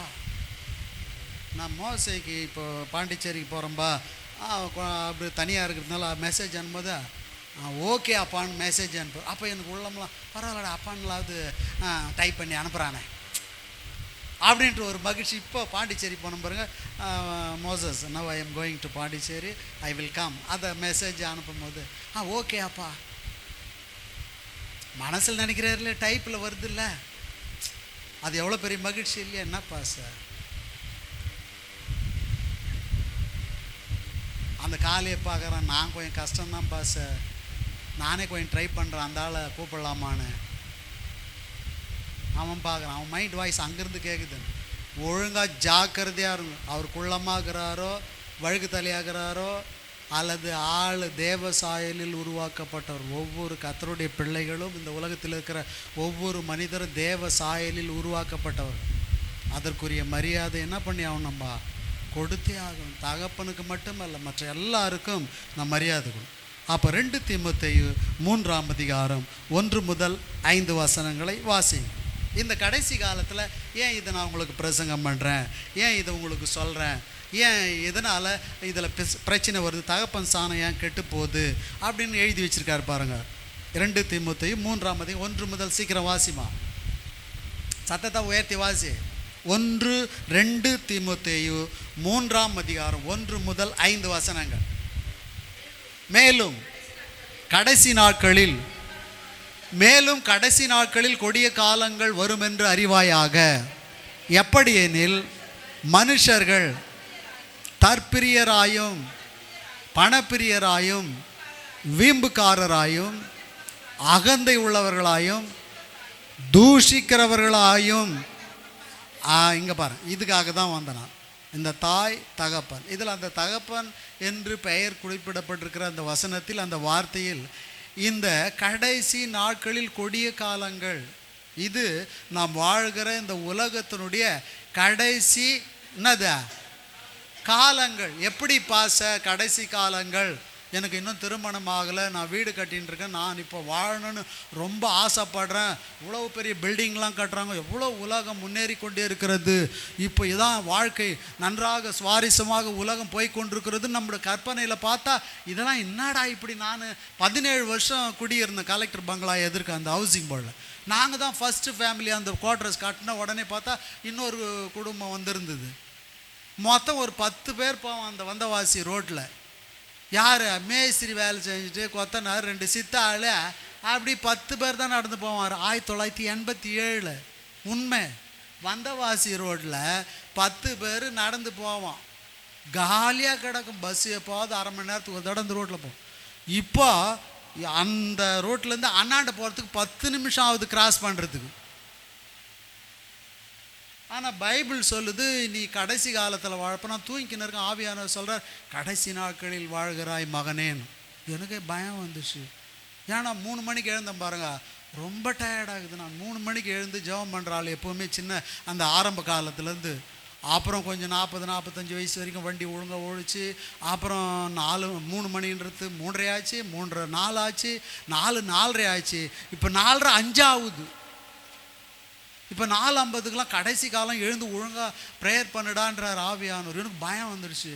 உடனே தூக்கி பெட்ஷீட்லாம் தூக்கி செவட்டி அடிச்சுட்டு வந்து ஹாலில் உக்காந்து ஒரு டீ போட்டு குடிச்சிட்டு தேவ சமூகத்தில் உட்காந்து ஜெபம் பண்ணி ஏற்கனவே ஆயத்தப்படுத்துறதுக்காக ப்ரேயர் பண்ணி, ஆண்டவரே இப்படி மக்களுக்கு இதை சொல்லணுமாப்பா அப்படின்ட்டு சொல்லும் பொழுது இதை நான் உங்களுக்கு சொல்கிறேன். உண்மை, இதெல்லாம் சும்மா கற்பனையில் இல்லை, கடைசி காலம் வாசிமா. மேலும் மேலும் கடைசி நாட்களில் பாருங்கள், இது கடைசி நாட்கள் என்றும் அந்த நாட்களுக்குரிய அறிகுறி என்னென்றால் யுத்தங்கள், நாட்டுக்கு நாடு, தேசத்துக்கு தேசம், யுத்தங்களுடைய செய்திகள், பாவங்கள் பெருகி போகும். ஏங்க 84 வயசு உள்ள ஒரு ஆண் 3 வயதுள்ள ஒரு சின்ன குழந்தைய பாலியல் பலாத்காரம் பண்ணி அதுக்கு தண்டனை கொடுத்துருக்காங்க. நேற்று பேப்பரில் வருது. ஐயோ, எனக்கு அப்படியே உள்ளம்லாம் நொறுங்கி போச்சு. ஏங்க 84 வயசு 3 வயசு குழந்தைய போய் பாலியல் பலாத்காரம் பண்ணி அவருக்கு 20 வருஷம் தண்டனை அறிவிச்சிருக்கு ஒரு நீதிமன்றம்.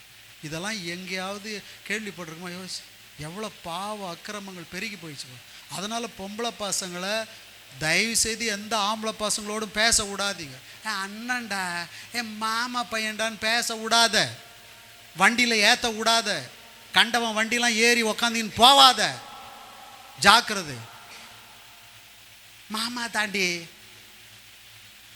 தாண்டின்னு விடாத, தயவு செய்து சொல்ல எச்சரிக்கை. இவ்வளோ கொடிய காலங்கள். இது சபையில் சொல்ல வேண்டியது, இது சட்டசபையில் போய் பேசக்கூடிய வார்த்தையில். தேவனுடைய உன்னதமான ஸ்தானத்தில் அவருடைய வேலையை செய்கிற ஊழியக்காரனாக இருந்து சொல்ல வேண்டிய எச்சரிக்கை. பெண் பிள்ளை வச்சிருக்கீங்கன்னா ரொம்ப ஜாக்கிரதையாக கண்காணி. ஃபோன் கொடுத்தா அதில் என்ன மெசேஜ் வருதுன்னு பாரு, அவன் என்ன செய்கிறான்னு கேளு, தப்பே கிடையாது. ஏன்னா அவன் போய் தேவையில்லாத பிரச்சனையை பாட்டி நீ தலை குனிஞ்சு நிற்கிறதுக்கு முன்பாகவே கொஞ்சம் கேளு. ஐயோ எஸ்தர் இங்கே இருக்கிற நாட்களில் அந்த ரூமில் பேசும்போது நான் குட்டி போட்ட போன மாதிரி அந்த பின்னாடி ரூம் தான், அந்த ரூமில் அவங்க அம்மா அவங்க பிரதரும் இது பேசின்னு இருந்தேன்னா அப்படியே சுற்றினா இருப்பான். என்ன எஸ்தர் யார் ஆடு, என்னப்பா உனக்கு எங்கள் ப்ரொஃபஸராண்ட கூட பேசக்கூடாதானே? உன் ப்ரொஃபஸராண்ட பேச எனக்கு அது தெரியும், காட்டுன்னு நான் பயப்படவே மாட்டேன். நான் நீங்களா இருந்தால் பொண்ணு கோச்சு தற்கொலை பண்ணி சேர்த்துற சாவட்டமே என்ன பாச அப்படி சொல்லு. இருந்து நம்மளை கேவலப்படுத்தி அசிங்கப்படுத்தி பேரை கெடுத்து நம்முடைய தேவனுக்கு அவமானத்தை கொண்டு வருகிற ஆட்கள் இருந்தால் ஆண்டவர் மகிமைக்காக வாழணுங்க. பரிசுத்தத்தில் வைராக்கியம் இருக்கணும். நான் ஒரு கர்த்தருடைய பிள்ளை, என் தேவனுக்கு விரோதமாக பாவம் செய்யக்கூடாது, என் தகப்பன் தாய்க்கு விரோதமாக அவங்க மனநோகிற மாதிரி நான் நடக்கக்கூடாது. அவன் வருவான், அப்படியே சகப்பாக இருக்கிறமா அழகாக, ஐயோ சூப்பராக இருக்கிறேன்ட்டு ஒரு பிட்டை போட்டு இது அதுலேயே மயங்கிடும். அப்படியே சொல்லிட்டாரு.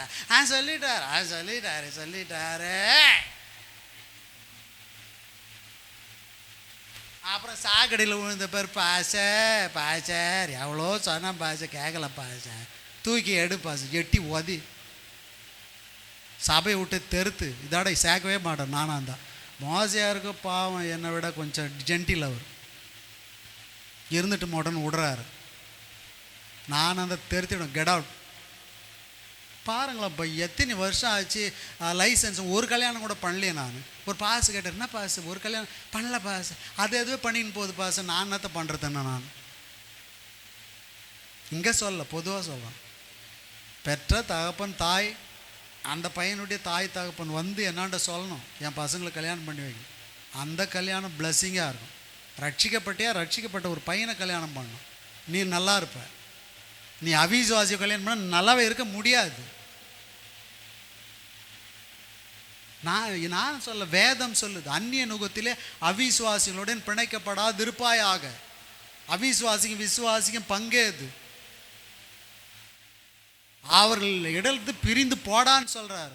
அப்போ நான் உங்களுக்குள்ளே உலாவி உங்களை நான் ஆசீர்வதிப்பேன், உங்கள் தேவனாக இருப்பேன். அப்போ தான் அவருக்கு நமக்கு அப்பாவாக இருப்பார், தேவனாக இருப்பார். நீ அவிசுவாசியோடு போய் பிணைஞ்சினா அவ்வளோதான். அது வேதத்துக்கு தலைகீழான காரியம். இதுக்கு உடந்தை போகிற ஊழியக்காரனும் அவ்வளோதான் வேதனைப்பட வேண்டிதான். சபையும் நல்லா சத்தியத்தில் நடத்த முடியாது. அது என்ன 1 கோடி கொடுத்தா கூட, எப்பா பைபிள் இப்படி சொல்லுதுங்க, நான் இப்படி தாங்க செய்ய முடியும், பாவம் பரிதாபம் பார்த்தா நீ நல்லா இருக்க முடியாதுப்பா, அதை நான் சொல்லிட்டேன், அவ்வளோதான் என்னுடைய இது. ஆகவே அதுக்காக தான் ஆண்டவர் இந்த வேலையை கொடுத்தார். பொழப்புனா வேறு எங்கன்னா கடை வச்சு மளிகை ஜாமான் வச்சு பிழைக்கலாம். வாசிமாக இப்போ கடைசி காலம் கொடிய காலம் மனுஷ தற்பிரியா பணப்பிரியா தாய் தகப்பன்மார்க்கு கீழ்ப்படியாதவர்களாயும். அதான் தகப்பன் என்ற வார்த்தை வர்றதுனால கடைசி காலத்தில் இருக்கிற நீங்கள் அப்படிலாம் போயிடாதீங்க. அவருக்குரிய மரியாதை. யாத்ராகமம் 20:12 சீக்கிரம் வாசி. யாத்ராகமம் 20:12 சீக்கிரம் வாரமா. ஆதியாகமம் யாத்ராகமம் 20ஆம் அதிகாரம் 12ஆம் வசனம். உன் தேவனாகிய கர்த்தர் உனக்கு கொடுக்கிற தேசத்திலே உன் நாட்கள் நீடித்திருப்பதற்கு உன் தகப்பனையும், இது நிறைய டைம் சொல்லியிருக்கிறேன், இந்த நேரத்தில் சொல்வதற்கு என்னன்னா, இந்த 2 குமாரர்களில் பாருங்கள், 2 பேருமே அப்பாவுக்கு பிரியமில்லை, 2 பேருமே சரியில்லை. நான் அதை படிக்கும்போது பாருங்கள், 2 குமாரருமே சரியில்லை. இழந்து போனது இளைய மகனை மட்டுமல்ல, மூத்த குமாரனையும் அவன் இழக்க வேண்டியதாயிற்று. அதுதான் சொல்லணும்னா நிறைய டைம் எடுக்கணும். நான் முடிஞ்சால் உங்களுக்கு கடகன்னு சொல்லிடுறேன். இளைய குமாரன் தான் தகப்பன் பேச்சு கேட்க போய், மூத்த குமாரனும் இப்போ அப்பா பேச்சு கேட்கல. டே வாடா அப்பா தம்பி வந்துட்டான் போது வர மாட்டேன்னு வெளியே நிற்கிறான், கீழ்ப்படியாதவன். அதுவும் இழப்புக்கு சம்பந்தம். இழந்து போகிறது சபையில் இருக்கிற மக்களை மட்டுமல்ல, சபையை விட்டு வெளியே ஆண்டவருக்கு இந்த சபையில் இருந்துட்டு சபைக்கு வராமல் இருக்கிறவங்களையும் இழக்கிற காலம்தான் 2 காலம். எப்பவுமே நான் சர்ச்சுக்கு ஒழுங்காக தானே வந்தேன் பாச, இவங்கெல்லாம் மூத்த குமாரர்கள், நீங்கள்லாம் யாரா சொல்லுமா? மூத்த குமார்கள். நீ எப்பொழுது என்னோடு இருக்கிறாய், பாசோடு கூட இருக்கிறாய், பலூன் ஊதுகிறாய், சீரியல் கட்டுகிறாய், தகப்பனோடு இருக்கிறாய். ஆனால் இந்த ராமச்சந்திரன் மனம் திரும்பிட்டான்பா, குடிச்சின்னு இருந்தான்.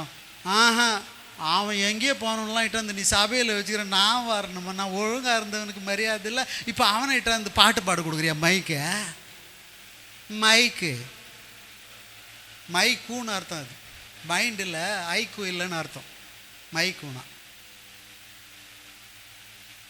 பாவிகளை நேசிக்கணுங்க, மனம் திரும்பவங்களுக்கு மரியாதை கொடுக்கணுங்க. மனம் திரும்பி ஒருவன் சபைக்கு வரானா அவனை அப்படியே கட்டி பிடிச்சி முத்தம் கொடுக்கணுங்க. தகப்பன் பாருங்க, இளையகுமாரன் எல்லா செல்வத்தையும் எடுத்துன்னு போயிட்டு தூர தேசமாக போயிட்டு கடகன்னு முடிக்கிறேன் பாருங்க, போயிட்டான். அவனுடைய வாழ்க்கை பாருங்கள், என்னென்ன அதை எழுதி நான் தியானித்தேன் பாருங்கள். தகப்பன் மீது மரியாதை கிடையாது, அன்பு கிடையாது, பாருங்கள் ஒழுங்கு இல்லை, ஊரின் கட்டுப்பாடு பாருங்கள், அடக்க ஆராதனை செய்வ ஊராரே அவனை கொண்டு போட்டுருவான், தன் குடும்பம் பிடிக்கவில்லை, அடங்காத பிள்ளை, இதெல்லாம் இருக்குது. எக்ஸ்பிளனேஷன் பார்த்தீங்கன்னா, இளையகுமாரனை பற்றி எழுதும்பொழுது தகப்பன் மீது மரியாதை இல்லாதவன், அன்பு இல்லாதவன், ஒழுங்கு இல்லை, ஊராரின் கட்டுப்பாடு என்னன்னா இப்படி கீழ்ப்படியாத பொண்ணு அந்த காலத்தில் நியாயப்பிரமாண காலத்தில் ஊராரே சேர்ந்து கல்லால் கொண்டு அவனை அடக்கம் பண்ணன்னு எழுதியிருக்கு. அப்படிப்பட்ட அவ்வளவு துன்மார்க்கமான செயல். தான் குடும்பம் பிடிக்கவில்லை. நிறைய பிள்ளைங்களுக்கு இந்த குடும்பமே பிடிக்கல. என்னத குடும்பமே பிடிக்கலாம். அப்பா அம்மா கண்டிஷன் பண்ணுறான், அக்கா வந்து போய் சொல்லிடுறா நான் செய்கிற தப்புலாம். நிறைய பேருக்கு அவங்க குடும்பமே பிடிக்கல. ஏன் பிடிக்கலன்னா தப்பு செய்கிறேன். நீ தப்பு செய்யறது பின்ன சொல்ல மாட்டாங்களா அப்பா அம்மாவண்ட? யோசேப்பு பாருங்க, தான் சகோதரர்கள் செய்கிற துன்மார்க்கத்தை தான் தகப்பனாகிய யாக்கோபினிடத்தில் தினந்தோறும் சொல்லி வருவான்னு எழுதியிருக்கு. அப்போ எவ்வளோ அக்கறை. அவன் கோல் மூட்டுறவன் கிடையாது. தான் தம்பி அண்ணன்லாம் தப்பு செஞ்சிடக்கூடாதுன்னு அப்பா அவன்கிட்ட சொல்லி அவங்கள சரி பண்ணுறதுக்காக சொல்கிறான். அது கோல் மூட்டுற விஷயம் இல்லை. ஆகவே அருமையான கர்த்தருடைய பிள்ளைகளே, இப்போ அந்த தகப்பனுக்கு பாருங்க, தன் குடும்பத்துக்கு பிடிக்கவில்லை, அடங்காத பிள்ளை, எந்த பொறுப்பும் இல்லை, எந்த பொறுப்பும் இல்லாத பிள்ளைகளாக வாழக்கூடாது. அதான் இளையவனுடைய வேலை.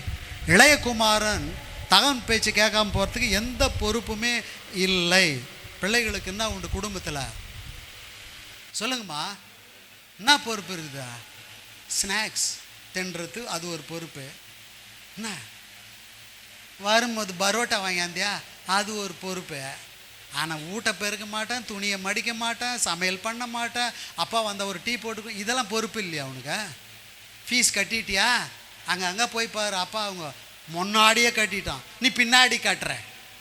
என்ன கட்டுற? பேதி ஆகுதுன்ற. ஃபீஸ் கேட்டாவே பேதி ஆகுது.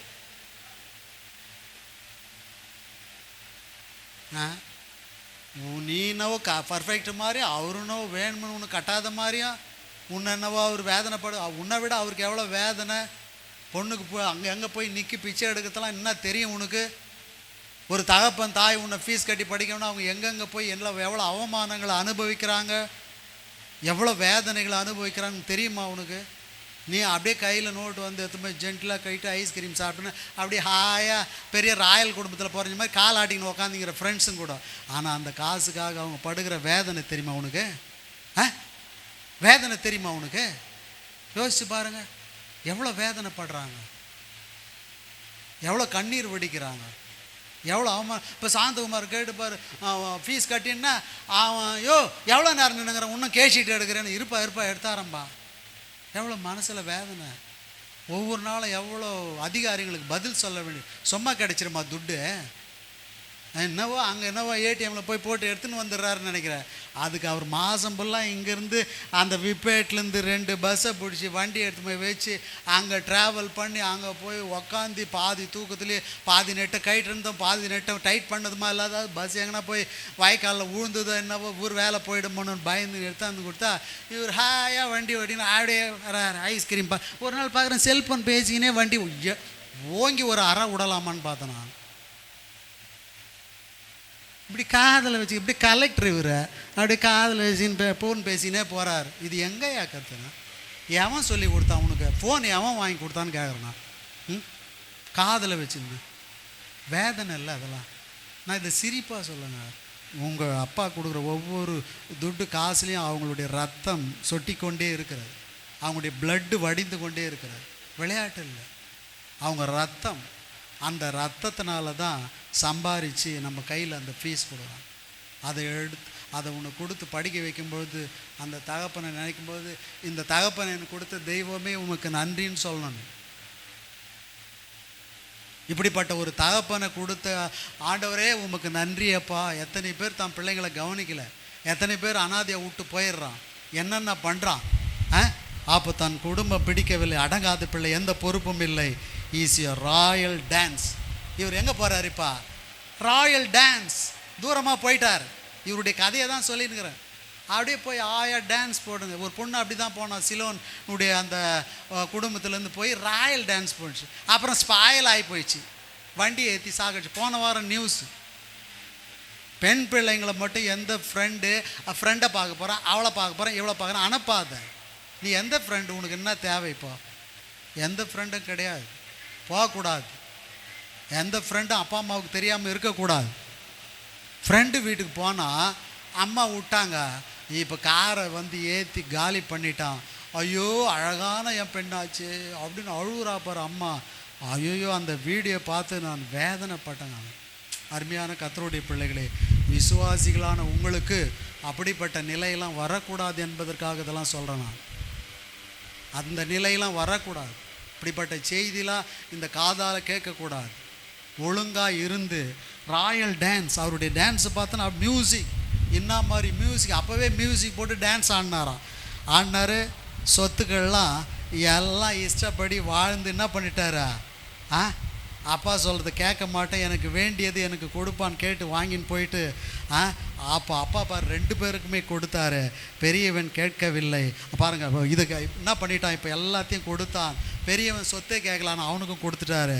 அப்போ பாருங்கள், பாவம் செய்த ஆதாம் எப்படி துரத்தப்பட்டார்கள் அதே போல் போயிட்டு தூர தேசம், அதாவது யூதர் அல்லாத பகுதிக்கு போயிட்டான் அந்த இளையகுமார்.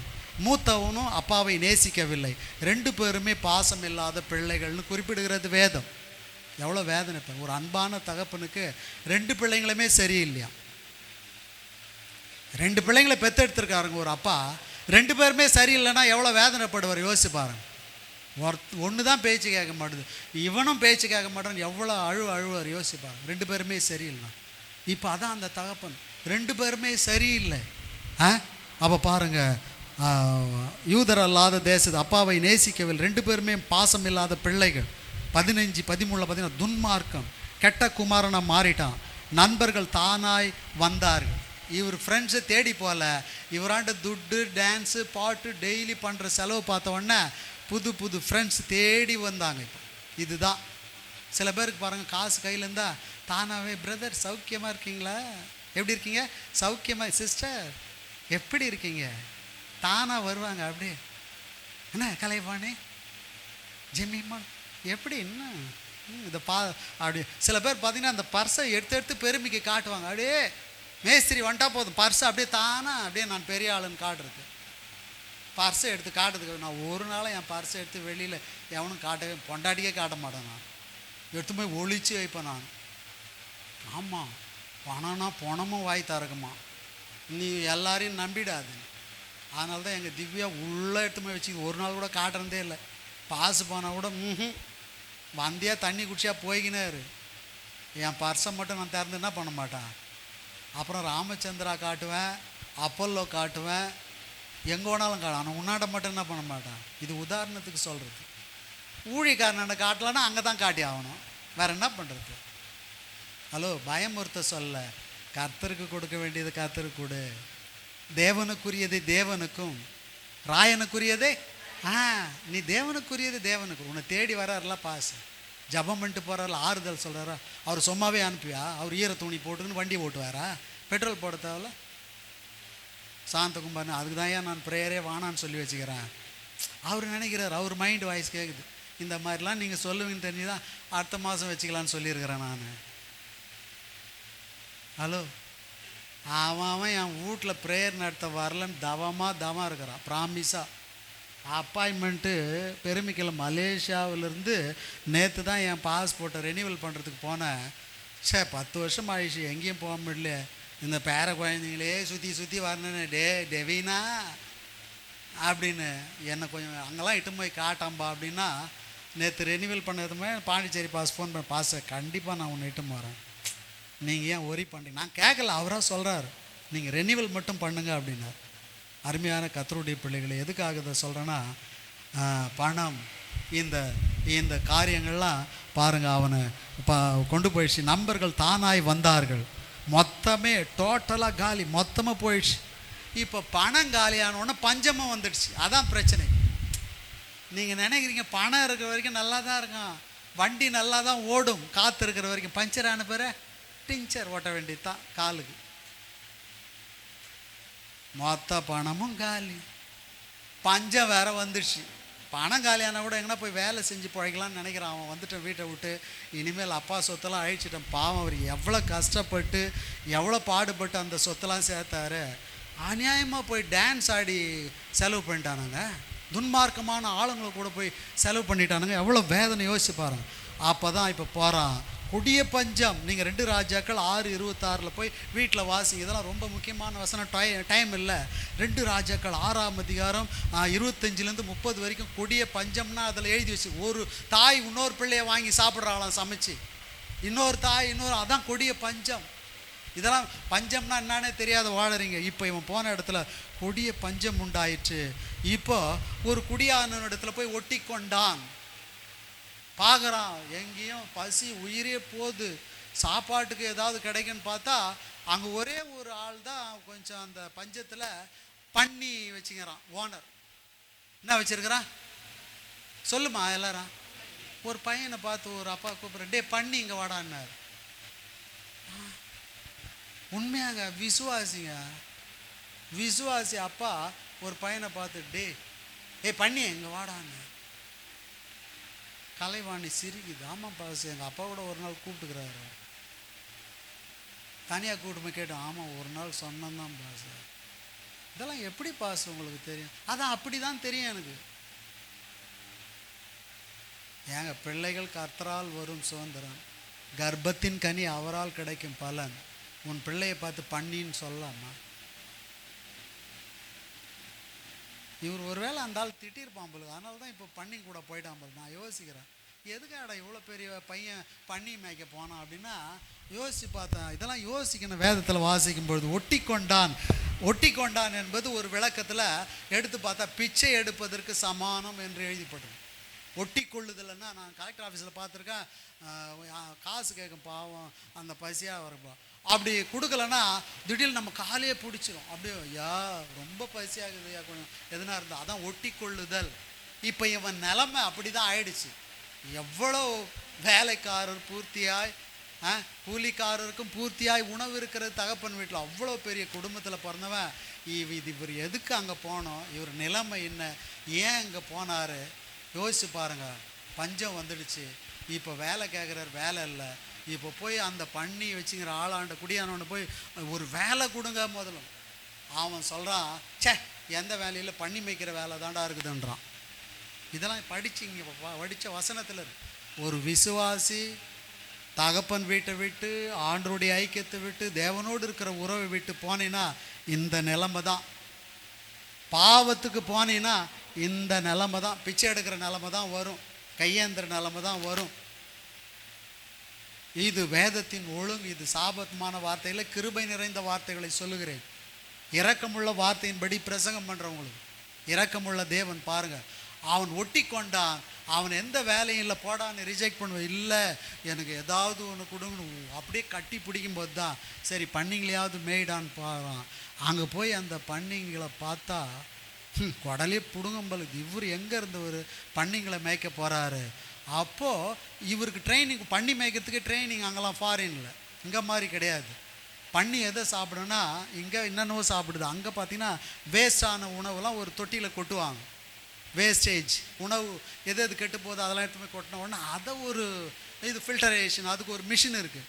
அதை நல்லா பதப்படுத்தி அப்புறம் எடுத்து போய் அதை பண்ணிங்களுக்கு போடுவாங்க. அதை தான் தவிடுன்னு சொல்லி குறிப்பிடப்படுது. அதை தான் அந்த எக்ஸ்பிளேஷனில் படித்தேன் நான். அப்போ அந்த தவிட்டுக்காக ஏங்கினான். எப்பா அதை கொடுப்பான்னு கேட்டானா, அதை ஒருவனும் அவனுக்கு கொடுக்கவில்லைன்னு எழுதியிருக்கு. ஹலோ யோசிச்சுப்பாங்க. பாவம், வேலைக்காரரே பூர்த்தியாய் சாப்பிடக்கூடிய உணவு தகப்பன் வீட்டில். இப்போ துன்மார்க்கமான வாழ்க்கை வாழ்ந்து தூர தேசம் போய் தகப்பனை பிரிஞ்சு போன நிலைமையில் போய் பசி உண்டான பேர் தான் இப்போ போய் அந்த வேலை பண்ணிக்கு தீனி போடும்போது டே கொஞ்சம் பசி எடுத்து கூட அதை ஒருவன் அவனுக்கு இன்னும் நிலைமை யோசிச்சுப்பான். இந்த நிலைமை உனக்கும் எனக்கும் வந்ததுன்னா எப்படி இருக்கும்? வரக்கூடாது. நீதிமானை பசியினால் வருந்த விடார். நீதிமானுடைய சந்ததி அப்பத்துக்கு இறந்து திரிகிறதில்லை. நீ ஒரு நீதிமான், நீ உன் பிள்ளைகளும், நீ செத்த பேர் கூட உன் பிள்ளைங்க எங்கேயும் போய் கையேந்தி சோறுக்கு நிற்கக்கூடாது. அப்போனா நீ இங்கே நீதிமானாக வாழணும், பரிசுத்தவானாக வாழணும். அதை நான் பயந்து தான் ஆண்டவரே என்னுடைய நாட்களில் மட்டுமல்ல என்னுடைய பிள்ளைகள் அப்படிப்பட்ட நிலையில் போகக்கூடாது அப்படின்னு ஒவ்வொரு நாளும் கர்த்தருக்கு பயந்து பயந்து அந்த வாழ்க்கையை அப்பா அப்படின்னு வாழற. அப்படி விட மாட்டார். ஆனால் ஏன் அந்த நிலைமைக்கு இவன் போனான்னா இவனுடைய துன்மார்க்கமான செயல். தகப்பன் ஒன்றையும் தப்பு செய்யலை. அவர் பெரிய இவனுக்கு கொடுத்த ஆஸ்தியை விட அதிகமாக வச்சிருக்காரு. நம்முடைய பரம தகப்பன் இந்த உலகத்தை படைத்தவர். சும்மா உனக்கு கொடுத்ததெல்லாம் செலவழிச்சுன்னா விட்டுருவாரா உன்னை? நீ மனம் திரும்பி வந்த மறுபடியும் பரலோகத்தை திறப்பார். வானத்தின் பலகணிகளை திறக்கிற தேவன். ஒரு முறை பாவம் செஞ்சு நீ போயிட்டினா மறுபடியும் அவராண்ட மனம் திரும்பி வந்துன்னா மறுபடியும் 7 வாசல்களை திறக்கிற தேவன் நம்முடைய தேவன். மறுபடியும் நீ அவராண்ட வந்துட்டினா உன்னை அப்படியே பிச்சைக்காரனை விட மாட்டார். அப்புறம் கொடிய பஞ்சம், அப்புறம் ஒட்டி கொண்டான், பிச்சை கேட்டான், பன்றி மேய்க்க போடான்னு சொன்னான், அதுவும் போப்பா அப்படின்லாம் சொல்ல. பண்ணி மேய்க்க போடா அப்படின்னா. யூதர்கள் பன்றி மேய்க்க மாட்டார்கள். யூதர்கள் என்ன பண்ண மாட்டாங்க? பண்ணி மேய்க்க மாட்டார்கள், பண்ணியை தொடக்கூட மாட்டார்கள். வசனம் இருக்கிறது, நீங்கள் எடுத்து வாசிங்க. லேவியராகமம் 11:7 வாசி சீக்கிரம். லேவியராகமம் 11:7.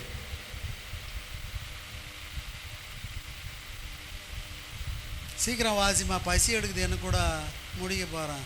ஐஸ்வர்யா சீக்கிரம் வாசியா, மணிகண்டனே நினைக்காத, போய் சீக்கிரம். ஆ ஆ ம் ம் ஆ உபாகமம் 14:8 வாசி. உபாகமம் 14:8 வாசி.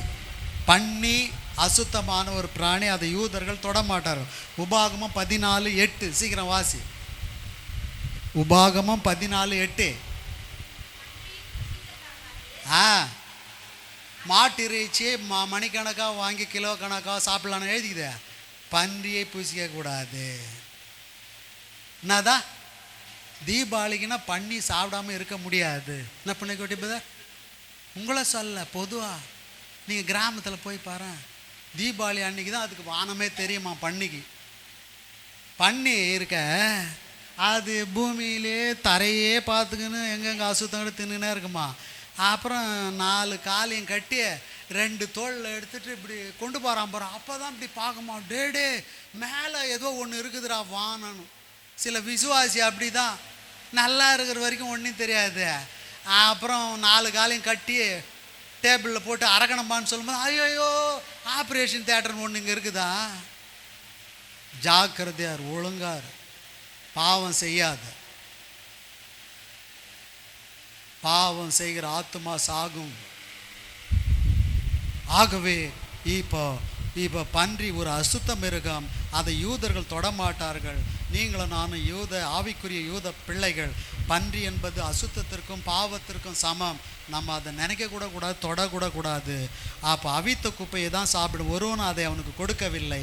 அப்புறம் பாருங்கள், பாவியின் நிலைமை, தேவனிடத்தில் வராமல் நான் கர்த்தர் சொல்வதை கேட்க மாட்டேன், தேவனுக்கு எதிராய் செயல்படுவேன், பாவிகள் என் வாழ்க்கையை நானே பார்த்து கொள்கிறேன் என்பார்கள். பாவிகள்லாம் என்ன பண்ணுவாங்களா, என் லைஃப்பை எனக்கே பார்த்து கொள்ள தெரியும். சில பிள்ளைங்களை கண்டிஷன் பண்ணி பாரு, எனக்கு தெரியால, நீ யாரு?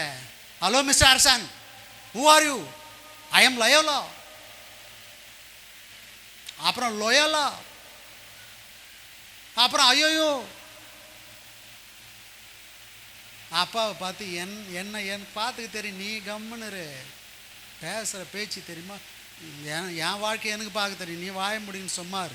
இதெல்லாம் பேசாத, ஜாக்கிரதை.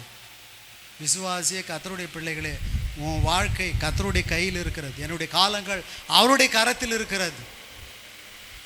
காலத்தை நிர்ணயிக்கிற தேவன் அவர். நீ எவ்வளோ பணம் பொருள் உன் பராக்கிரமம் பலசாலி இருந்தாலும் அப்படி விட்டார்னா முடிஞ்சது கதை. கையில் வச்சுக்கிறார். இப்போ உன் உள்ளம் கையில் வரைந்து, என் மகளே உன்னை பிசாசு தொடாதபடிக்கு, உனக்கு தீங்கு வராதபடிக்கு நான் வச்சிருக்கிறேன்பா. அப்படி நீ அவரை மீறி போன விட்டார்னா முடிஞ்சது கதை. அருமையான கர்த்தருடைய பிள்ளைகளே, பாவிகள் என் வாழ்க்கையை நானே பார்த்துக்கொள் என்று சொல்வார்கள். மனம் திரும்புதல், அன்பான தகப்பன் எல்லாவற்றையும் இழந்தபோது பாருங்கள், புத்தி தெளிந்தது. இப்போ தான் கிளைமேக்ஸ். இதுதான் உங்களுக்கு எனக்கு வரணும். இதுக்காக தான் பிரசங்கம். பாவம், மனம் திரும்புதல், எல்லாவற்றையும் இழந்தபோது புத்தி தெளிந்தது. ஒரு பாவிக்கு வர வேண்டும், நான் பாவி என்பதை உணர வேண்டும். அப்பாவை நினைக்க வைத்தது பசி. பசி வரும்போது தான் யாரை நினைக்கிறாங்க? மாமியார் வீட்டில் போய் உடம்பு ஜுரம் அடிச்சு கிடக்கும்போது ஒரு டீ கூட இல்லை. எங்கள் எஸ்தர் கேட்குது வருங்களப்பா, நீ ஒரு டீ போட்டு தருன்னு பார்த்தா கம்முன்னு நான் போட்டால் உங்கள் அம்மாவே குடிக்க மாட்டாங்க, நீ குடிப்பியா நம்மன்னு. அந்த குழந்தைங்களுக்கு பாருங்கள், அது மாமியார் வீட்டுக்கு போனால் தான் தெரியும் அம்மாவுடைய அருமை. பெத்த பிள்ளைங்களுடைய அருமை மாமியார் வீட்டுக்கு போனால் தான் தெரியும். ஏன்னா உன்னை அக்கறையாக கவனிக்கக்கூடிய ஒரே ஜீவன் தாய் தகப்பன் தான். தகப்பனும் தாயும் மட்டும்தான் உன்னை உயிரை சாகிற வரைக்கும் என் பொண்ணு என் பிள்ளைன்னு உயிரை விடுவாங்க. மாமியார் மரம் இந்தா நீயே பூசிக்கோ, நீயே குடிச்சிக்கோ. ஆமாம், நீ குடிமான்னு சொல்லுவாங்களா? சொல்ல மாட்டாங்க. அவன் நம்மளை பெத்தாலாம், நம்ம அவ்வளோ பெத்தம்மா, உதிரம் சிந்தினாயா, இப்போ பசி வந்தவுடனே யார் ஞாபகம் வருது? ராயல் டான்ஸ் கூட வந்த நண்பர்கள் வராங்களா ஞாபகத்துக்கு? ஓடிட்டான். துட்டு காலியானவன என்ன பண்ணிட்டான்? சில மனைவி, யோபு மனைவி மாதிரி தான், டேய் போடா, நீயும் மாச்சு, உன் உத்தமம் மாச்சு, எல்லாம் போச்சு, நீயே தற்கொலை பண்ணி சாவிடான்ட்டான் யோபு மனைவி. எப்பேற்பட்ட உத்தமனுங்க அவனுக்கு கிடைச்ச மனைவி பாருங்க. மனைவியினுடைய அன்பு கூட மாறிடும், வேதம் சொல்லுது.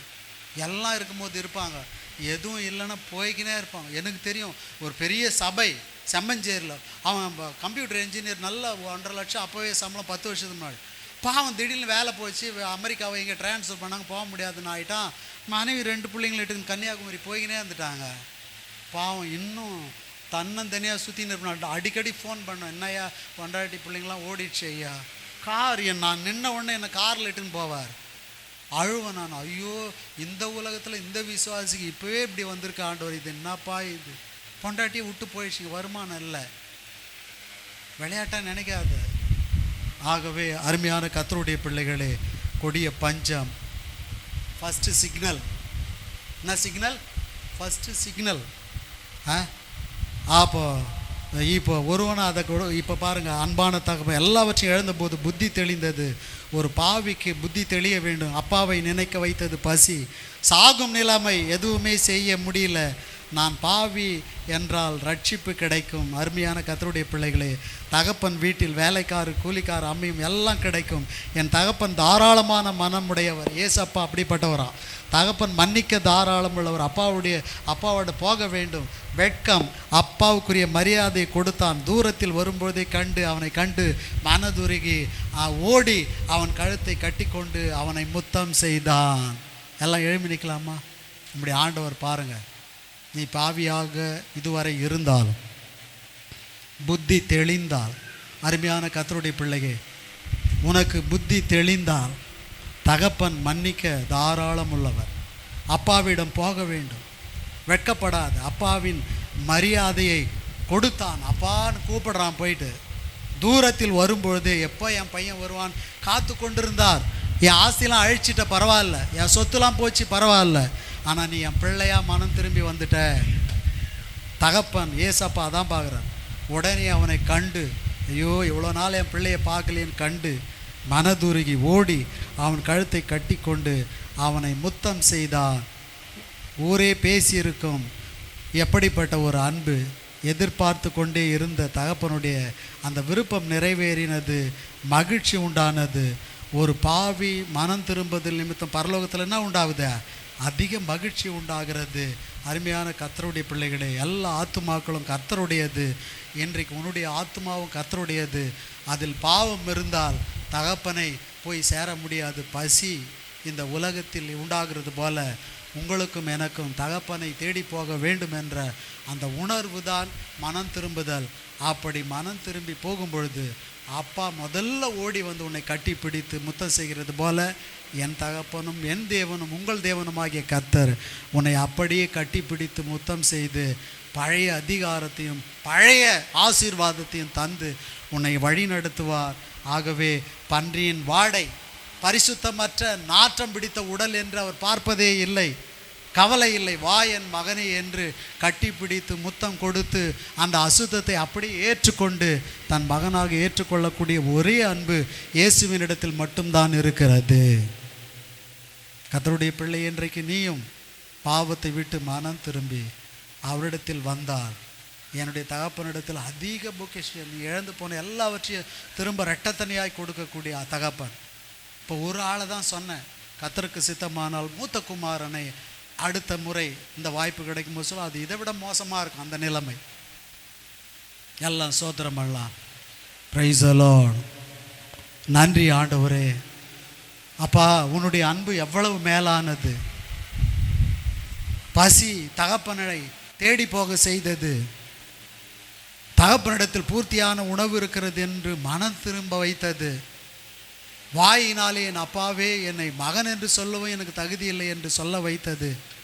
தகப்பன் தூரமாய் வரும்பொழுதே கண்டு மனதுருகி கட்டி பிடித்து முத்தம் கொடுத்து மோதிரம் என்கிற அதிகாரத்தை கொடுத்து பாதரட்சைகளை அணிவித்து நல்ல காளை நல்ல கொழுத்த கன்றுகளை அடித்து ஒரே நடனம். பன்றிகளோடு இருந்து பாவ இச்சைகளில் நடனமாடி அசுத்தமாய் இருந்த அவனுக்கு இப்போ தேவ சாயலாய் மாற்றப்பட்ட தேவகுமாரனை போல கர்த்தருடைய பாடல்கள், இசை, நடனம். தகப்பன் வீட்டில் இவ்வளோ மகிழ்ச்சி. ஒருவன் கிறிஸ்துவுக்குள் இருந்தால் புது சிருஷ்டி, மகிழ்ச்சி, சந்தோஷம். அப்பா வீட்டில் எப்பொழுதும் சந்தோஷம், ஆடல் பாடல். கர்த்தருடைய பிள்ளையை உனக்கும் அது உண்டாகும். மனம் திரும்பினால் என் தேவன் உனக்கு இரக்கம் செய்வார். அன்பின் பிதாவே, நீங்கள் ஆசீர்வதிக்கப்பட்ட இந்த பரிசுத்த ஓய்வு நாளின் இந்த இறுதி வேளைக்காக ஸ்தோத்திரிக்கிறோம். தகப்பனுடைய அன்பு எவ்வளவு பெரியது அப்பா. ஆண்டவரே, எங்கள் பரம தகப்பனாகிய இயேசுவே, உம்முடைய அன்பு எங்கள் தகப்பன் தாயை அன்பை விட மேலானது அப்பா. ஒரு பாவி மனம் திரும்புதல் நிமித்தம் பரலோகத்தில் மிகுந்த மகிழ்ச்சி. என் நிமித்தம் உங்களுக்கு எவ்வளோ பெரிய மகிழ்ச்சி உண்டாக வேண்டும் தகப்பனே. இன்றிலிருந்து உமக்கு பிடிக்காத எல்லா அசுத்தங்களையும், எல்லா விதமான கொடிய குணாதிசயங்களையும் நான் என்னை விட்டு அகற்றி உம்மிடத்தில் வருகிறேன். கர்த்தர் நீர் என்னை ஏற்றுக்கொண்டு என்னை உம்முடைய பிள்ளையாக ஏற்றுக்கொள்ளும். என்னையும் எங்களையும் அப்படி ஆசீர்வதியும். உம்முடைய பிள்ளைகளுக்கு நிறைவை தாரும், நிறைவான மகிழ்ச்சியை தாரும். துன்பங்கள், கஷ்டங்கள், பட்ட பாடுகள், வேதனை, கண்ணீர் எல்லாம் போதும் ஆண்டவரே. அதை அடைந்த நாட்களுக்கு இணையான மகிழ்ச்சியை இப்பொழுதே தாரும். எங்கள் திருச்சபைக்கு தாரும். எங்கள் ஊழியத்தில் அப்படி கட்டளை இடும். எங்கள் ஒவ்வொருவரை கண்ணோக்கி பாரும். தூரமாய் போயிருக்கிற அகஸ்டியாளுக்காக நாங்கள் ஜெபிக்கிறோம். அந்த மகளுக்கு ஒரு நல்ல வேலை கிடைக்கட்டும், ஆசீர்வதிக்கப்படட்டும். அதே நிலையில் இருக்கிற திருச்சபையில் இருக்கிற பிள்ளைகளுக்கும் இரக்கம் செய்யும் ஆண்டவர். ஒவ்வொருவரையும் ஆசீர்வதி. தனித்தனியாக பெயர் பெயராக குடும்பம் குடும்பமாக கர்த்தருடைய பிள்ளைகளை ஆசீர்வதி. இயேசு கிறிஸ்துவின் ஈடு இணையற்ற நாமத்தில் வேண்டி ஜெபிக்கிறோம் நல்ல பிதாவே. ஆசீர்வாதம் நம்முடைய கர்த்தராகிய இயேசு கிறிஸ்துவினுடைய கிருபையும் பிதாவாகிய தேவனுடைய அன்பும் பரிசுத்த ஆவியானுடைய ஐக்கியம், வழிநடத்தல், சமாதானம் நம்மோடும் எல்லா பரிசுத்தவான்களோடும் விசேஷமாக இந்த ஆராதனையில் கலந்து கொண்ட ஒவ்வொரு பிள்ளைகளோடும் ஆண்டவர் வருகை மட்டும் கர்த்தர் நம்மை ஆண்டு வழி நடத்துவாராக. ஆமென். எல்லோரும் சேர்ந்து சொல்லுவோம். என் ஆத்துமாவே கர்த்தரை ஸ்தோத்ரி, என் முழுமே பரிசுத்த நாமத்தை ஸ்தோத்ரி. என் ஆத்துமாவே கர்த்தரை ஸ்தோத்ரி, அவர் செய்த சகல உபகாரங்களை மறவார். ஆமென். God bless you. கர்த்தர் உங்களை ஆசீர்வதிப்பார். கர்த்தருக்கு சித்தமானால் ஜூலை 2வது வாரம் உங்களை நானும் உயிரோடு இருந்தால் கர்த்தருக்கு சித்தமானால் சந்திப்பேன். அதுவரையில் இளைய குமாரனை மறக்காமல் போய் என்ன பண்ணுங்க, வீட்டில் மனம் திரும்பி சந்தோஷமாயிருங்கள்.